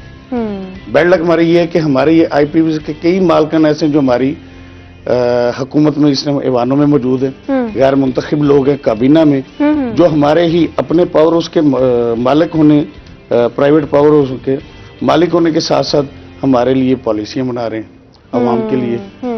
नो डाउट बहुत सारे मसाइल में से एक मसला ये भी है जिस पर ध्यान देने की जरूरत है। इस पे हम इन डेप्थ बात करने की कोशिश करेंगे कि क्या क्या नेगेटिव इम्पैक्ट्स आ रहे हैं और जो एग्जिस्टिंग पावर हाउसेज हैं उनको बंद करने की वजह से जो पूरा सिस्टम है उस पर क्या इम्पैक्ट हो रहा है, इस पर हम बात करेंगे। वसीम की जानिब बढ़ते हैं और वसीम की जर्नी के हवाले से बात करते हैं। वसीम ने कब आगाज किया, कब वसीम को लगा कि that Wasim can sing and Wasim can sing very well? कहते हैं ना कि स्टार्ट में जो आपके जो पहले साथी होते हैं ना, जो आपको अप्रिशिएट करते हैं, वो होते हैं आपके दोस्त। बिल्कुल, the social circle you have. बिल्कुल, जो स्टार्ट वाले होते हैं। तो एज अ स्टार्ट से तो आपको पता है, आज से तकरीबन 10 साल पहले की बात है कि जहद आया था, शहबाज शरीफ साहब ने स्टार्ट किया था। वो हर कॉलेज स्कूल्स में हुआ करता था। तो मैं तब आई थिंक 8th क्लास में था, तो अपने स्कूल की तरफ से मिली नगमे का कंपटीशन हुआ, तब मैंने सिंग किया और ऑल ओवर मुल्तान डिवीजन में मैं फर्स्ट आ गया। तो मिली नगमे में। मैंने कहा चलो अच्छा है। फिर वो स्टार्ट में आपको पता फैमिली म्यूजिक को लेके तो बिल्कुल सपोर्ट नहीं करती ना। हमारी जो फैमिली सर्कल आप सबको पता है अभी भी ये चीज एग्जिस्ट करती है? अब है लेकिन अब कम हो गया है। अब कम हो गया। आज से 2 साल पहले जब मैंने फर्स्ट टाइम रोही पे आया तो घर वाले बहुत नाराज हुए, इनमें रिश्तेदार सारे बहुत ज्यादा इस चीज पे तंज की गई कि तुम किस तरफ चले गए ये वो। खैर अब थोड़ा सा ना आहिस्ता आहिस्ता वो यूज होते जा रहे हैं। तो स्टार्ट में जब किया तो फिर कॉलेज में आया। कॉलेज में आपको पता है वो वेलकम पार्टीज होती हैं, एनुअल डिनर वगैरह होते हैं, तो वहां पे स्टार्ट किया, सिंगिंग गाया, टीचर्स ने अप्रिशिएट किया। फिर यूनिवर्सिटी आया। असल में जो प्लेटफॉर्म मिला ना वो मुझे यूनिवर्सिटी से मिला। ZMS जिसका प्रेसिडेंट हूं मैं, तो ज़कीर म्यूजिकल सोसाइटी ने मुझे प्लेटफॉर्म दिया क्योंकि मेरे कुछ सीनियर थे, रुमान भाई, सर उमर वगैरह, इन्होंने मुझे सपोर्ट किया। जो पहले मेरे से पहले प्रेसिडेंट थे रुमान मलिक, तो उन्होंने मुझे सपोर्ट किया कि आगे लेके आए, प्लेटफॉर्म दिया, ZMS में आया। उसके बाद हमारे यूनिवर्सिटीज़ में आपको पता है कि फंक्शंस होते हैं, उसमें परफॉर्म करना, और कोई भी 14 अगस्त का हो गया, 23 मार्च का हो गया, उस पर परफॉर्म करते थे। फिर आहिस्ता आहिस्ता यूनिवर्सिटीज़ की तरफ से ना हमें बाहर भेजा जाता है, और यूनिवर्सिटीज़ की जो कंपटीशन होते हैं ऑल ओवर द पाकिस्तान, वहाँ पे गए, अल्हम्दुलिल्लाह वहाँ विन किया। फिर वॉइस ऑफ मुल्तान हुआ, वहाँ पे मैं रनर अप रहा। फिर आहिस्ता आहिस्ता इसको एज अ प्रोफेशनल लेके आया। तो अब तो बाहर यूनिवर्सिटीज़ में कॉन्सर्ट्स मिलते हैं अल्हम्दुलिल्लाह, कॉलेजेस वगैरह में कॉन्सर्ट्स मिलते हैं, तो फिर वहाँ पे कॉन्सर्ट्स वगैरह भी करते हैं। और अपना जो मेरा ऑफिशियल ट्रैक्स मेरे यूट्यूब चैनल पर मौजूद है, मेरे जो कवर्स किए हुए हैं मैंने, वो फिर मेरे जो कॉन्सर्ट्स की वीडियोस वगैरह वो भी, फिर लोग ऐसे सपोर्ट करते हैं, दोस्त करते हैं, फिर कुछ फैंस हैं ऑल ओवर द पाकिस्तान, फिर जहाँ जहाँ परफॉर्म करते हैं। Very good, no doubt, a very amazing journey. और हर किसी का एक अलग सफर होता है, अलग कहानी होती है, और अपनी एक सक्सेस स्टोरी होती है। तो आपने क्या सोचा है कि आपने कौन से गोल पर पहुंचना है? क्या गोल है आपका जो आपने अचीव करना है? गोल ये है कि सबसे पहले हर इंसान का ये होता है कि वो जो भी काम कर रहा है ना उसको पीक पर लेके जाए। Very good. सेटिस्फेक्शन लेवल होता है ना कि मैंने वहां जाना है। तो पाकिस्तान के कुछ रॉक स्टार जैसे आपको पता आतिफ हो गए, हमारे सीनियर हैं, आतिफ असलम हो गए, अली अजमत वगैरह हो गया, तो वो है कि ऑल ओवर पाकिस्तान के बाहर जाके पाकिस्तान का नाम रोशन करूं, वो रिकॉग्निशन गेन करनी है। जी बिल्कुल, पाकिस्तान का नाम रोशन करूं और वहां जाकर परफॉर्म। अच्छा, आपने बोला चैलेंजेस फेस करने पड़े बहुत ज्यादा, और आपने बोला कि अब ये जो चीज है ये कम होती जा रही है, एक्नॉलेजमेंट शुरू हो गई है, फैमिलीज की जानिब से, पेरेंट्स की जानिब से थोड़ा फ्लेक्सिबल एटीट्यूड देखने में आया है। तो what was the main challenge जो आपको फेस करना पड़ा? आपने कहा यार वसीम नहीं कर पाऊंगा बिकॉज बहुत रोक टोक हो रही है। सबसे जो मेन चीज होती है ना, बंदा सब कुछ फेस कर लेता है अगर उसके स्पिरिट हो के यार मैंने ये करना है, लेकिन मेन होता है कि नॉलेज। आपको म्यूजिक देखे, हम स्टडी करते हैं ना डिग्री हासिल करने के लिए, तब हमें मेहनत करनी पड़ती है, पढ़ना पड़ता है। ये म्यूजिक है, इसकी भी कुछ ग्रामर है, बिल्कुल, इसकी भी प्रॉपर अंडरस्टैंडिंग है, प्रॉपर प्रैक्टिस है, जिसे हम रियाजत बोलते हैं। तो ये इसमें एक जो सबसे अहम इंसान है ना, वो है मेरे उस्ताद जी उस्ताद नवीद भट्टी खान साहब। अच्छा, माशाल्लाह। जिनके पास आज भी मैं स्टूडेंट हूं, उन्हीं का मतलब आज भी उनके पास मैं जाता हूँ रियाजत के लिए। तो उनका मेरी जिंदगी में म्यूजिक में बहुत बड़ा हाथ है, बहुत बड़ा हाथ है। जैसे कि मैं कहीं भी कहता हूँ कि अगर म्यूजिक में मैं जहां भी हूँ उनकी वजह से हूँ। वो है फिर सर उमर हैं, जिन्होंने स्टार्ट में मुझे म्यूजिक सिखाया, बताया हाउ नो दी, क्योंकि म्यूजिक वैसे आजकल के जो बच्चे हैं उन्हें लगता है कि यार चलो गिटार के 2 नोट सीख लिए ना हमने, तो चलो म्यूजिक आ गया, हमें गिटार बजाना आ गया, लेकिन ऐसा बिल्कुल नहीं है। यकीन माने म्यूजिक खुद में एक बहुत मुश्किल काम है, और एक अलग ही दुनिया और इतना बड़ा समंदर। म्यूजिक क्या है, क्या बेसिक एलिमेंट्स है, इन पर भी हम बात करेंगे, लेकिन पहले जरा हम कोई गाना शाना सुनते हैं ना। जी, स्टार्ट सुनाएंगे आप हमें? हम स्टार्ट में कलाम से स्टार्ट बिल्कुल करेंगे। जरूर, सबके लिए एक कलाम स्टार्ट करते हैं, फिर इंशाल्लाह उसके बाद। ठीक है, तो आप जो है वो माइक ले लीजिए और हमें गाना सुनाइए, और जो कलाम आप पढ़ने जा रहे हैं वो प्लीज उसको। माशाल्लाह, बहुत खूब।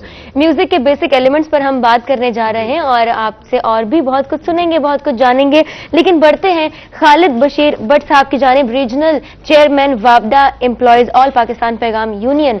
आप हमें बता रहे थे कि लोड शेडिंग की क्या वजूहात हैं, और जो नए थर्मल पावर हाउसेज लगाए जा रहे हैं उसकी निस्बत, उसके कंपैरिजन में अगर मौजूदा पावर हाउसेज है उन पर काम किया जाए तो बेहतरी लाई जा सकती है। तो इस जो सारा ये स्टेप लिया जा रहा है, जो एग्जिस्टिंग पावर हाउसेज हैं उनको बिल्कुल डिक्लाइन की तरफ लाया जा रहा है, बंदिश है उन पे, तो पावर सिस्टम पर इसका ओवरऑल क्या इम्पैक्ट हो रहा है?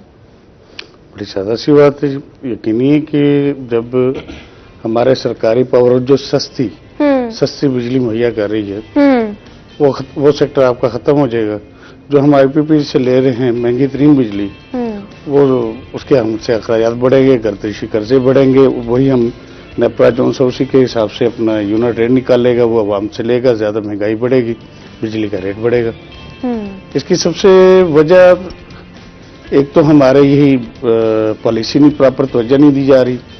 दूसरा, हमारे अदारे में एक नई पॉलिसी शुरू की हुई है, जितने हमारे अदारों के सरबराह हैं नॉन टेक्निकल लोग हैं, नॉन टेक्निकल लोग हैं, जिन्हें पता ही नहीं कि एक टेक्निकल आदमी, ये सारा टेक्निकल पावर सेक्टर, हमारी सारी टेक्निकल साइड है, उन्हें पता ही नहीं है क्या करना है क्या नहीं करना। टेक्निकल जॉब का उन्हें नहीं पता, लेकिन बैठे रिपोर्टें बना के आगे पेश कर रहे हैं जो बिल्कुल फेक। हमारे कुछ अदारे मिलके हर माह एक रिपोर्ट तैयार करते हैं, यही पावर हाउस सेक्टर के मामले में। उसमें एक मेरिट लिस्ट बनाई जाती है मंथली वाइज कि कौन सा नंबर 1 पे आ रहा है, जो हमें से सस्ता तरीन पड़ता है। आप देखिए कि हमारे जो सरकारी पावर हाउसेज हैं, वो 120-30 की लिस्ट में से 25, 20, 21, 28 इन नंबरों पे हमारे सरकारी पावर हाउस आ रहे हैं। लेकिन वही बताया ना कि एक तो नॉन टेक्निकल लोग, फिर दूसरी बैड लक ये है कि प्राइवेट सरबराह तैनात किए जा रहे हैं, जिनका मैं समझता हूं कि हमारे सरकारी पावर सेक्टर के साथ कोई इतनी बाज़ हमें ये ख्याल आता है कि शायद ये लोग आईपीपी के एजेंट बैठे हुए हैं कि हमारे सरकारी पावर हाउस के, जिसमें 3-4 अदारे मिलके एक मेरिट लिस्ट हर मंथली वाइज तैयार कर रहे हैं, और उसमें हमारे सरकारी पावर हाउस ऊपर आ रहे हैं प्राइवेट पावर सेक्टर की निस्बत। उन्हें पता नहीं किस तरह, किस अंदाज में वो आगे पेश किया जाता है कि हमारे जो वो सस्ते बिजली जो मुहैया कर रहे हैं, उन्हें डिसमेंटल किया जा रहा है, प्राइवेट को अपग्रेड किया जा रहा है, आईपीपी का कंट्रोल जी, उसका कंट्रोल बढ़ता जा रहा है। हालांकि जितना हम प्राइवेट को पैसा दे रहे हैं, अगर उसमें से थोड़ा बहुत चंद अरब ये हमारे सरकारी पावर उस पर लगा दिया जाए। आप एक सिंपल सी एग्जांपल देता हूं कि हमारी गाड़ी अगर उसकी पेट्रोल कंजम्पशन बढ़ती है, हाँ जी, तो हम उसे मैकेनिक के पास लेके जाते हैं, उसकी ट्यूनिंग करवाते हैं, उस पे काम करते हैं। बिल्कुल, उसे ये नहीं करते कि उसे खटारा करके जाके किसी कबाड़ी को जाके दे दे, यार ये बस तो लो और हमें पैसे दो। सेम सरकारी पावर उसके साथ हम यही किया जा रहा है कि उस पर थोड़ा सा जनरल ओवरहालिंग हो जाए, इसकी एफिशिएंसी पहले से बेहतर होगी। जो इस टाइम चल रही है, हमारा एफिशिएंसी बेहतर होगी, हमारे जो से वो जो रेट निकलेंगे वो बेहतर निकलेंगे। लेकिन उसकी तरफ तवज्जो देने की बजाय जो चंद अरबों का खर्चा है उस पर तवज्जो देने की बजाय प्राइवेट इसे डिसमेंटल, प्राइवेट पावर्स को अपग्रेड किया जा रहा है। उससे आप ये अंदाजा करें, इस टाइम हमारे पास जनूबी पंजाब के पास 2 स्टेशन थे, एक कैपको कोटरदू पावर हाउस, वो पहले प्राइवेट कर दिया गया। अब हमारे पास सरकारी पावर हाउस जो है मुजफ्फरगढ़ है, थर्मल मुजफ्फरगढ़, इसे डिसमेंटल किया जा रहा है, जिससे आप खुद अंदाजा लगा लें कि जब इसे डिसमेंटल करने के बाद जो यहाँ के मुलाजमीन हैं, उन्हें 20-20 साल, 25-25 साल एक्सपीरियंस होल्डर मुलाजमीन, उन्हें यहाँ से निकाल के दूसरे अदारों की तरफ भेजा जा रहा है, जहां उन्हें किसी किस्म की कोई मालूमात नहीं, जहां वो भेज रहे हैं। दूसरा, वो डिग्रेड करके भेज रहे हैं, जो अपनी उम्र गुजारने के बाद 16-17 स्केल लेके आज उन्होंने अपने एक्सपीरियंस गेन करके 16-17 स्केल लेके जब उन्हें दूसरे अदारों में भेजा जा रहा है, वहां 5वें 7वें स्केल पे तैनात किया जा रहा है। बिल्कुल, नो डाउट, बहुत अहम मसला है। बढ़ेगी, बिल्कुल बेरोजगारी बढ़ेगी। हमारे पास पहले आपको पता है जनूबी पंजाब साइड पे इंडस्ट्री बहुत कम है, बेरोजगारी बहुत ज्यादा है। ये 1-2 अदारे थे हमारे जिससे कम से कम इस एरिया को बेनिफिट मिल रहा था, सब खत्म हो रहे हैं। बिल्कुल, अगर एक इदारे में उन लोगों को भेजा जाएगा, वो लोग ज्वाइन करेंगे उस इदारे को जिनका उन्हें कोई एक्सपीरियंस नहीं है, तो यकीनन उनको नॉन टेक्निकल स्टाफ कंसीडर किया जाएगा। इस पर हम बात करते हैं, लेकिन एक छोटे से ब्रेक के बाद कहीं मत जाइएगा, हमारे साथ रहिएगा।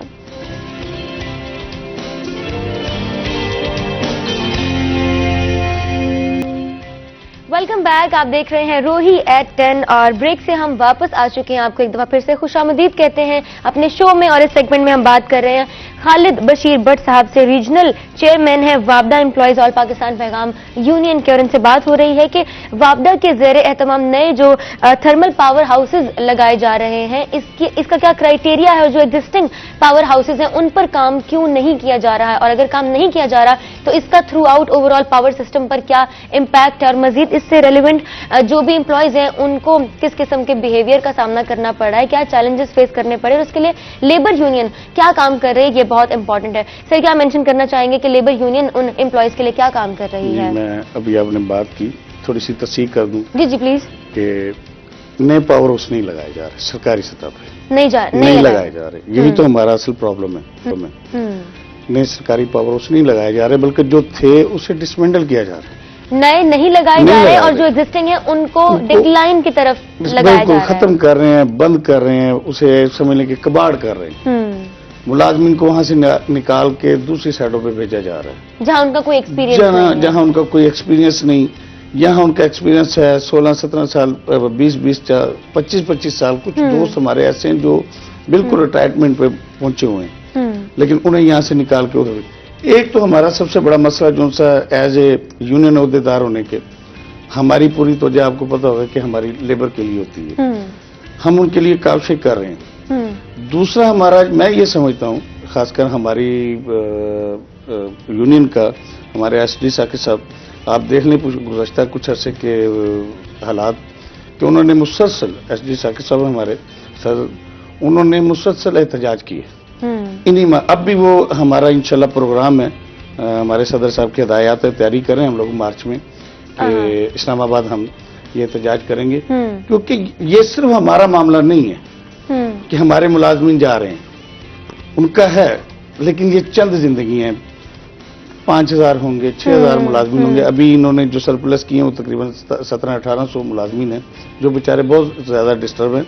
हमारे हैदराबाद के आल चेयरमैन जेनको के, आल पाकिस्तान जेनको के चेयरमैन जनाब सफदर राई साहब हैं, उन्होंने वहां स्टे लिया इसी सरप्लस के खिलाफ। उसकी वजह से अभी रुके हुए बेचारे हमारे वो 1700 मुलाजमीन, उनके साथ साथ बाकी जो दोस्त हैं वो भी परेशान हैं कि हमारे साथ आइंदा होगा क्या, गवर्नमेंट मिनिस्ट्री हमारे साथ कर क्या रही है। बिल्कुल, पाकिस्तान की तारीख में ऐसा कभी नहीं हुआ कि गवर्नमेंट ने कोई अनाउंस किया हो। खासकर ये जो बजट में होता है, अनाउंस किया जाता है, वो जून से जुलाई में हमें मिल जाता है, लेकिन वाद हमारा ये जन को ऐसा अदारा है कि आप देख लें कि पिछले 7 माह से हमें वो जो गवर्नमेंट ने अनाउंस किया वो अनाउंस नहीं मिले। इसके साथ साथ हमारा एक सिंध का पावर हाउस है, वो लाखड़ा पावर हाउस, आप यकीन जाने कि पिछले 10 माह से उन्हें पे नहीं मिली। पिछले 10 माह से पे नहीं मिली कि हम काविशें कर रहे हैं। हमारी तंजीम आल पाकिस्तान पैगाम यूनियन पूरा जोर लगा रही हैं। उन्हीं अभी मैंने जिक्र किया था हमारे चेयरमैन साहब सदर राई साहब कि उन्होंने स्टे लिया। हमारे सदर जनाब आल पाकिस्तान के वापडा पैगाम यूनियन के सराजुद्दीन साकिब साहब, वो पूरी काविशें वहाँ एहतजाज कर रहे हैं, उनसे मिनिस्ट्री से, ब्यूरोक्रेसी से मामला तय करने की कोशिश कर रहे हैं, लेकिन वो लोग हमारे मुलाजमीन के हिसाब की आजमाइश कर रहे हैं। कोर्ट की तरफ से हमारे सदर साहब ने लाखड़ा पावर हाउस की कोर्ट के आर्डर जारी करवाए हुए कि इन्हें तनख्वाह दी जाए। 10 माह से ऐसा नहीं हो सकता कि एक अदारे के एक हिस्से को आप पे न दें, बिल्कुल सरप्लस होने की वजह से। सफदर राई साहब ने कोर्ट से उसका डिसीजन लिया, वो जमा कराया, वहां वापस आके वो कोर्ट में यही बताते हैं हम कर रहे हैं, लेकिन सब रजमा रहे हैं कि ये खुद तंग पड़ के अदारे से चले जाएं, छोड़ दें। लेकिन अल्हम्दुलिल्लाह उनकी अजमत को सलाम है। लाखड़ा पावर हाउस के मुलाजमीन की आप सोचें कि एक फैमिली जिसका पूरा डिपेंड करता है पे, बिल्कुल, उसके अलावा उनकी कोई आमदन नहीं है, और 10 माह से वो बगैर पे के चल रहे हैं। फैमिली का पूरा सर्कल उस पे डिपेंड करता चल रहा है। कुछ हमें इतलात मिल रही हैं कि तकरीबन 80+ जो हमारे मुलाजमी साथी हैं, उनके बच्चे स्कूलों से निकाल दिए गए। फीसें 10 माह तक कोई प्राइवेट स्कूल आपको पता नहीं बर्दाश्त, सरकारी नहीं बर्दाश्त करता, बिल्कुल, निकाल दिए गए। बेचारे बहुत बुरे हालात में, लेकिन इसके बावजूद वो हिम्मत कायम की, हिम्मत नहीं हार रहे। दूसरी बात जो आप कह रहे थे अपना पावर्स की, इसका हमारी आवाज की अभी तक आवाम को, ये तो मैं आपका ये शुक्रिया अदा करूंगा कि आप लोगों ने हमें बुलाया, आपकी बड़ी मेहरबानी। ये आपने हमसे नहीं, हमारे मुलाजमीन की अपने मसाइल, अपनी परेशानियां फिर अपनी जगह पे। इसका सबसे बड़ा नुकसान जो है हमारी आवाम को है। बिल्कुल। और हमारी आवाम को इस चीज का पता नहीं, बिल्कुल भी नहीं पता। हमने कोशिश की कि अपने जनूबी पंजाब के जितने सियासतदान उनसे रब्ता करें, उनमें एक दो सियासतदानों ने हमारे जिनसे उन्होंने बड़ा अच्छा रिस्पॉन्स दिया, बल्कि सिंध के थे कायम खानी साहब, उन्होंने आवाज भी उठाई, हमारे यहाँ दस्ती साहब उन्होंने भी आवाज उठाई, अपना अब्दुल हई साहब उन्होंने भी आवाज उठाई।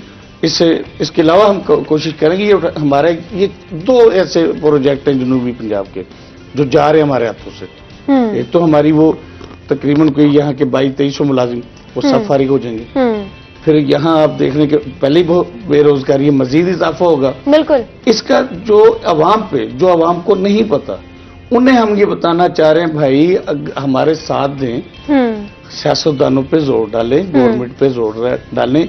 ये मिनिस्ट्री में जो नाअहल लोग बिठाए हुए हैं, नॉन टेक्निकल, नॉन इंजीनियर लोग बिठाए हुए हैं, उनकी बजाय जो हमारे सरबराह के अदारे के प्राइवेट लोग सरबराह बिठाए हुए हैं, जो हमारे अदारे में 25-25, 20-20 साल एज इंजीनियर एक्सपीरियंस है उनका, उनकी बजाय उन्हें बिठाया जाए जिन्हें हर चीज का, जिन्होंने पावर उसमें पहले दिन से लेके आखिरी दिन तक उन्होंने वक्त गुजारा, उन्हें एक एक चीज का पता है, एक एक नट का, एक एक तार का पता है।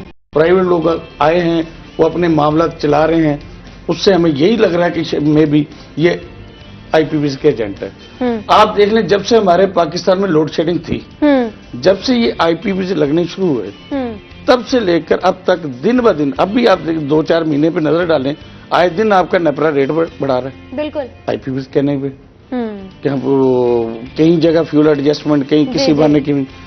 जब से हमारे पाकिस्तान में आईपीपी को खुली छूट मिली है, तब से आप देख लें कि हमारी बिजली महंगी होती जा रही है, हमारे आम आदमी की खरीद से बाहर होती जा रही है। और इसका पूरा जो इम्पैक्ट है वो अवाम पर है, जिसका अवाम को अंदाजा नहीं है। इस पर इन डिटेल हम बात करेंगे मजीद भी कि सूबाई वज़ीर तवानाई डॉक्टर अख्तर मलिक साहब से आपके कोई रवाबित या कोई डिस्कशन उनके साथ आपकी इस मामले पर हुई हो? नहीं, उनके साथ नहीं, उनके साथ कोई अभी तक डिस्कशन नहीं हुई इस मामले पर। ठीक है, हम इन डिटेल बात करने की कोशिश करेंगे कि मजीद क्या चैलेंजेस हैं और कैसे जो है इस सिचुएशन पर हम काबू पा सकते हैं, कैसे सिचुएशन को बेहतर किया जा सकता है। लेकिन मूविंग बैक टू वसीम, आप बता रहे थे अपने करियर के बारे में, अपने गोल्स के बारे में। तो अभी करंटली आपने बताया कि न्यू ईयर के साथ ही आपका सॉन्ग भी आ जाएगा, जो काफी स्टक्ड रहा, बड़े चैलेंजेस आपने फेस किए due to Covid and lockdown and all. तो अब आपका, मैं ये जानना चाहूंगी कि सोशल सर्कल में कौन कौन है, कौन कौन करीबी हैं, और उनकी तरफ से कोई चैलेंज फेस करना पड़ा कभी आपको एप्रिसिएशन के मामले में? हाँ, एप्रिसिएशन मतलब देखा जाए तो एक जो सिंगर होता है ना, म्यूजिशियन जो सिंगर, उनके जो सारा सर्कल होता है ना, वो उनका म्यूजिक के लोग ही होते हैं। हाँ। मतलब जिनके साथ उनका उठना बैठना होता है। हाँ, तो हाँ, उसके अलावा मेरा एक छोटा सा बिजनेस है, उनके साथ जो मेरे कजन के साथ है, कैसर भाई हैं मेरे। अच्छा। बहुत प्यारे भाई हैं हमारे, तो उनके साथ है मेरा बिजनेस। तो वो हमेशा सपोर्ट करते हैं मुझे, और बिजनेस में भी और म्यूजिक में भी वो मुझे सपोर्ट करते हैं, हमेशा हर जगह पे मेरे साथ होते हैं। क्या बात। तो कुछ लोग हैं अच्छे, मतलब कहते हैं ना कि जब इंसान एक सफर पे चलता है तो कुछ लोग होते हैं जो उसके रुकावटें पैदा करते हैं, और कुछ होते हैं जो आसानियां भी पैदा करते हैं, हटाते चले जाते हैं और आपको सपोर्ट करते हैं। देखिए, सपोर्ट ये नहीं होती कि कोई फाइनेंशियली करे या कोई मॉरली सपोर्ट होता है ना, वो बहुत इंपॉर्टेंट होता है एक ऐसे आर्टिस्ट बंदे के लिए, क्योंकि आर्टिस्ट जो होता है ना, उसको सिर्फ अप्रिशिएशन चाहिए। बिल्कुल, उसको अप्रिशिएट किया जाए, उसका फॉर एग्जाम्पल हम जब शोज करने जाते हैं, कुछ कई ऐसी ऑडियंस होती है जो बहुत ज्यादा ना मतलब इंजॉय करती हैं। हाँ। अब गाने वाले को भी मजा आता है यार के एनर्जी, उनकी एनर्जी देख के आप खुद एनर्जेटिक हो जाते हैं कि लोग इंजॉय कर रहे हैं। फिर हमारा दिल भी करता है कि हम उनको और अच्छा अच्छा सुनाएं। बिल्कुल ऐसा ही है। और अगर ऐसी जगह पर भी जाना होता है, देखिए हमने तो शोज करने होते हैं हर जगह कि कुछ लोग ऐसे बिल्कुल डंप होके बैठे होते हैं, बंदा खुद ही कंफ्यूज हो जाता है, यार मैं अच्छा गा रहा हूँ फिर भी ये लोग जब वो अप्रिशिएट नहीं कर रहे, कोई हुटिंग नहीं कर रहे हैं, कोई शोर नहीं है। तो हमें अच्छा लगता है, सीरियसली एक आर्टिस्ट को अच्छा लगता है कि जब वो जाए और लोग भी एनर्जेटिक एनर्जेटिक हो, उनको अप्रिशिएट करें और ऐसा। और हर क्राउड में आपको इतने सारे लोग नजर आ रहे हों और इतना शोर हो, रौनक हो और सबके फोन जो है उनकी फ्लैश लाइट्स ऑन हो, तो आई कैन इमेजिन। वैसे मैं ऐसे कह रही हूँ जैसे मैं खुद कोई सिंगर है, मैंने स्टेज पर परफॉर्म किया है, लेकिन I can imagine the vibe, ये कितना मजा आता होगा। रियाजत की आप बात कर रहे थे, रियाजत इसमें क्या क्या शामिल होता है? बहुत जरूरी है। क्या क्या मेन इंपॉर्टेंट चीजें क्या हैं? रियाजत असल में होती है कि आपके गले की प्रैक्टिस। लोग समझते हैं आजकल के बिल्कुल बिल्कुल लोग समझते हैं कि जो रियाजत है ना, लोगों ने इसको बहुत कोई हवा बनाया हुआ है यार, ये कोई बहुत मुश्किल चीज है, लेकिन ऐसा बिल्कुल नहीं है।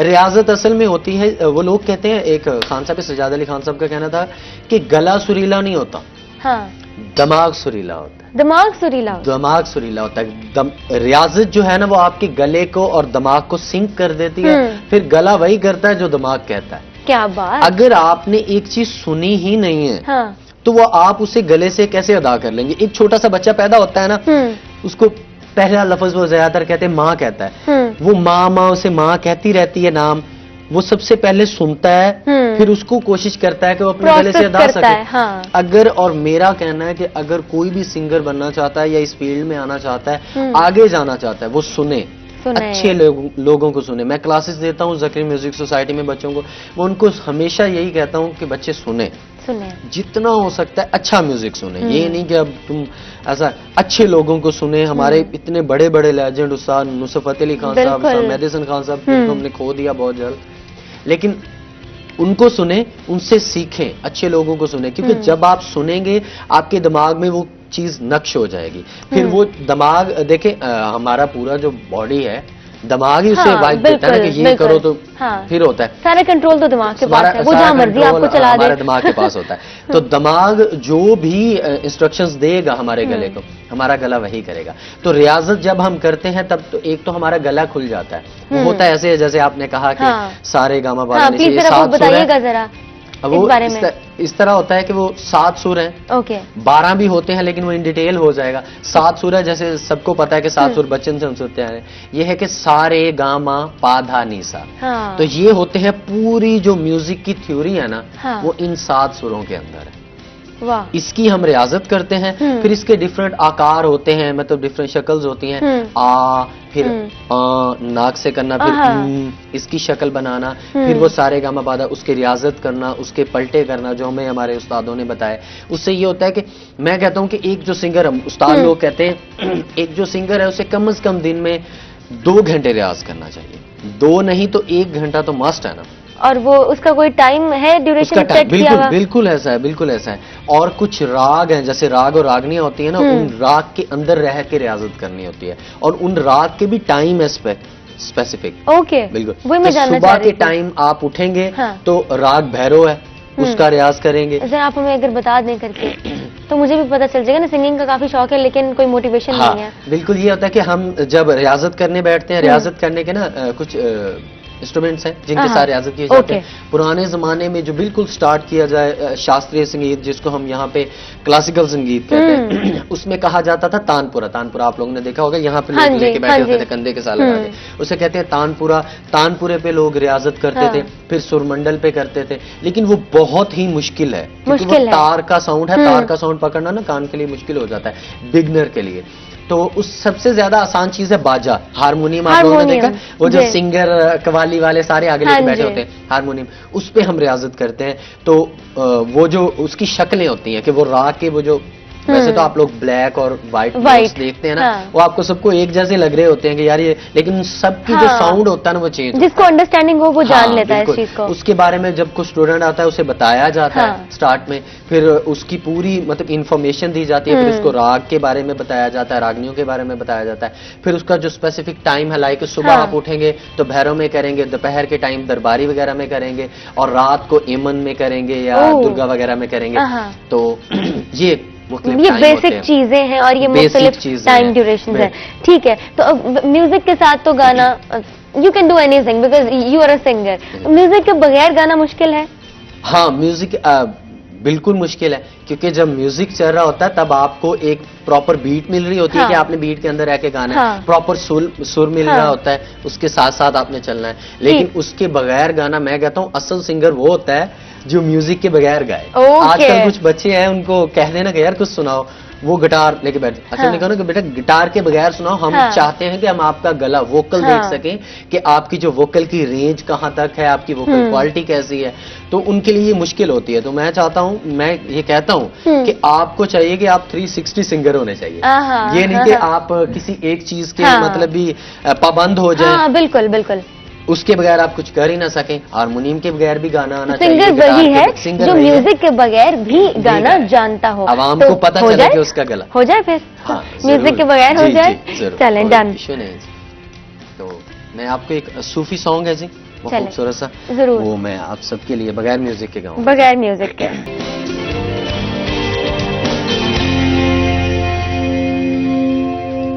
वेलकम बैक जी। ब्रेक से हम वापस आ चुके हैं और आपको एक दफा फिर से हम खुशामदीद कहते हैं। रोही एट 10 में हम सुन रहे थे बहुत ही खूबसूरत सा एक सूफी सॉन्ग वसीम शौकत अली से, और क्या बात है, क्या thank you so कहूँ, much। बहुत खूबसूरती से इन्होंने गाया और इसको प्रेजेंट किया। क्या खूबसूरत अदायगी थी, बहुत खूबसूरत, बहुत Thank you खूबसूरत, so much। बहुत खूबसूरत। you मैं so जितना भी कहूँ तो ये कम होगा। मुझे बहुत अच्छा लगा, उम्मीद करती हूँ कि आप सबको भी बहुत पसंद आया होगा। दूसरी जानिब हमारे साथ मौजूद हैं खालिद बशीर भट्ट साहब, रीजनल चेयरमैन वापडा एम्प्लॉयज ऑल पाकिस्तान पैगाम यूनियन के, और इनसे बात हो रही है कि इन्होंने हमें क्लैरिफाई किया कि नए थर्मल जो हाउसेज हैं, पावर हाउसेज, वो नहीं लगाए जा रहे बल्कि जो एग्जिस्टिंग हैं उनको बिल्कुल खत्म किया जा रहा है, जो कि एक अलार्मिंग सिचुएशन, और इसके हवाले से कोई काम अभी तक देखने में नहीं आया। सर, और क्या इंपॉर्टेंट चीजें हैं जो आप ऐड करना चाहेंगे? अगर हम जनूबी पंजाब की बात करते हैं तो जनूबी पंजाब में पावर हाउसेज हैं, और पावर हाउसेज होने के बावजूद बिजली की लोड शेडिंग देखने में आ रही है। और आवाम की खासी शिकायत है, और उन्होंने ये भी बोला कि अगर ये सब कुछ हो रहा है तो इसका इम्पैक्ट डायरेक्टली आवाम पर है, जिसका आवाम को कोई अंदाजा नहीं है। जी, हमारे जो जनूबी पंजाब में ये खासकर जेनको 3 थर्मल मुजफ्फरगढ़, इसमें 2 कंपनियों के हैं, एक रशियन यूनिट हैं 3, और 3 ही हमारे चाइनीज के हैं। रशियन यूनिट में बल्कि रशिया ने खुद भी जो यही इसी मॉडल के जो यूनिट हैं उनकी थोड़ी सी अपना टरबाइन बॉयलर जनरेटर में थोड़ी सी तब्दीली करके उसकी एफिशिएंसी पहले से बेहतर कर ली। अब भी अगर इस पे तवज्जो दिया जाए, हमारे मुजफ्फरगढ़ के जो रशियन है यूनिट हैं, इन पे यही, बल्कि रशियन कंपनी ने हुकूमत को ऑफर की है इसी चीज की कि हम इन्हें थोड़ी बहुत तब्दीली करके, इनकी जर्ने ओवरहालिंग करके इसकी एफिशिएंसी बढ़ाई जा सकती है और इसकी एज भी बढ़ सकती है, 40 साल तक ये चल सकते हैं। इसी तरह हमारे पास सिस्टम जेनको 3 में उधर हमारे पास जामशोरों में भी चाइनीज यूनिट लगे हुए हैं। इससे हम ये इस आप कह लें कि ऐसे यूनिट हैं कि इससे हम फ्यूल से कोयल की तरफ ट्रांसफर कर सकते हैं। अगर हम कोयल की तरफ ले आए तो कोयल से भी हमें जो बिजली मिलेगी वो पहले से मजीद सस्ती होगी, कम रेट पे होगी। उसकी भी हमारी एफिशिएंसी बढ़ेगी। तीसरा, हमारे पास आपको पता है पाकिस्तान में थर में हमारे कोयल के ज़खायर हैं। अगर हम वहाँ ये, बल्कि चीन में ये होता किया जा रहा है, हमारे अगर वहाँ किया जाए कोल गैस, अपना कोल गैस प्लांट लगा लिए जाए, हाँ। तो उससे हमें गैस भी मिल सकती है, अपना डीजल भी वहाँ से निकल सकता है, वहाँ से हमें सल्फर वगैरह और उससे भी हम अपना इस्तेमाल कर सकते हैं। हमारी जो ज़र मुबादला बाहर जा रहा है, हाँ। जो बाहर की कंपनी यहाँ से पैसा कमा के हमारे खून निचोड़ के लेके जा रही हैं, हम उससे भी बच सकते हैं। इससे हमारी एफिशिएंसी बेहतर हो सकती है। बिल्कुल। लेकिन उसके लिए सबसे पहले जरूरी ये है, अगर हम चाहते हैं कि पाकिस्तान में लोड शेडिंग कम हो, हाँ। और बिजली सस्ती मुहैया की जाए, सबसे पहले तो यही, और इससे सबसे पहले हमारे जो सरप्लस लोग हैं, जो एक्सपीरियंस होल्डर हैं, बिल्कुल, वो सरप्लस खत्म करके इन्हें वापस लिया जाए, इन्हें अपनी ड्यूटी पे लिया जाए, अपने ये पावर उस पर तवज्जो दें। हाँ। दूसरा, इसके बाद सबसे बड़ी कमजोरी जो हमारे मुल्क को खा गई, करप्शन। हमारे ऐसे ब्यूरोक्रेट्स मौजूद हैं हमारे की पॉइंट्स पे, जिनकी इंक्वायरियों में साबित हो चुकी हैं कि इन्होंने अरबों खा चुके हैं, करप्शन की है, अरबों खा चुके हैं, इंक्वायरियों में साबित हो चुके हैं, लेकिन उसे ठप किया और रिकवरी नहीं की।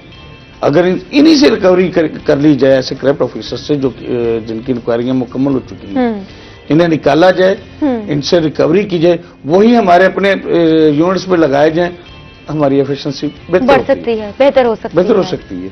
लेकिन उस पर भी तवज्जो नहीं दिया जाता है, बल्कि हमारे एक बैरोक्रेट जो है वो दूसरे को प्रोटेक्ट कर रहा होता है। आप देख रहे हैं कि एक साबित हो चुकी है, रिकवरी नहीं की जा रही। और मजीद जो ऐसे करप्ट लोग हैं इन्हें निकाला जाए। तीसरा, जो हमारे अदारों में ये प्राइवेट लोग बिठाए जा रहे हैं जिनका कोई एक्सपीरियंस नहीं है, हमारे जो अपने इंजीनियर्स हैं जो जिनकी पूरी जिंदगी गुजर चुकी है इसी काम में उन्हें सरबराह लगाया जाए, ताकि वो इन यूनिट्स का अच्छा बुरा सब कुछ देखभाल करते हुए उसकी एफिशिएंसी बेहतर कर सके। प्राइवेट लोग तो नहीं इस पे तवज्जो दे सकते। चौथी बात, जेनको की बंदिश ये खत्म की जाए। जेनको की बंदिश जो है वो खत्म की जाए। वैसे हम देखने में अगर हम देखें तो बहुत सारे ऐसे इलाके, अगर हम मुल्तान की ही बात करें तो बिजली की जो लोड शेडिंग है वो एक मेजर इशू है और इस पर जितनी बात की जाए ये कम है और बहुत सारे ऐसे पॉइंट्स हैं जहां पर काम करने की जरूरत है। आप दोनों का बहुत बहुत शुक्रिया, आप आए और अपनी मसरूफ रूटीन से टाइम दिया और सर जो भी इश्यूज हैं आपने वो हमें प्रेजेंट किए। एक मैसेज देना जी प्लीज एक मैसेज जरूर दीजिए। मैं खासकर हमारी इंजीनियरिंग काउंसिल के लिए जी, हमारे वकला तंजीमों के लिए, हमारी सिविल सोसाइटी के लिए, खुदारा चूंकि आप लोगों का इससे कोई ताल्लुक नहीं, तवज्जो नहीं, आपके इल्म में नहीं, जेनकोस की बंदिश आप यकीन यानी इसी से समझ लें कि जेनको ये सरकारी पावर हाउसेज हैं और सस्ती बिजली मुहैया करती हैं। इसकी बंदिश ना हमारे मुलाजमिन पर तो जो असर होना है सो होना है, इसका अवाम पर बहुत बुरा असर पड़ेगा। पब्लिक पर खासा नेगेटिव इम्पैक्ट है। बिल्कुल, बेरोजगारी बढ़ेगी, बिजली महंगी होगी, ज्यादा से ज्यादा महंगी होगी, लोड शेडिंग बढ़ेगी और अवाम का हाल क्या होगा वो आप अंदाज। पहले हम किस सतह की हम जिंदगी गुजार रहे हैं, इनसे हमारी गुजारिश है कि खुदारा आप भी हम लोगों के साथ मिलें, हमारी आवाज उठाएं, साथ मिलें, हमारी आवाज ऐवानों तक पहुंचाएं। बिल्कुल बिल्कुल, ताकि वो कोई पॉजिटिव फैसला ले सके। बिल्कुल, हम आपके साथ हैं। कल ये हम तो परेशान हैं, तंग पड़े हैं, बहुत कुछ कर रहे हैं। हमारे सरबाज जो है पैगाम यूनियन के असली शाकिर साहब, साकिब पवार साहब, ये भी हमारे साथ धक्के खा रहे होंगे, फिर हमारे हाथ से सब कुछ निकल चुका है। इंशाल्लाह बेहतरी होगी। आपके जो तमाम तर मामलात हैं वो हम कन्वे कर चुके हैं और हमारे प्रोग्राम के थ्रू आगे जा चुके हैं। यकीनन इस पर काम किया जाएगा और उम्मीद तो यही है क्योंकि हमने ब्राइट साइड देखनी है और अच्छा जो है वो सोचना है और अच्छाई की तरफ ही जाना है। बहुत बहुत शुक्रिया, एक दफा फिर से अपना ढेर सारा ख्याल रखिएगा। इसी के साथ इजाजत दें महाज बिन आबिद को। आपसे कल मुलाकात होगी ठीक 10 बजे। तब तक अपना ढेर सारा ख्याल रखें, एहतियात करें। अल्लाह हाफिज।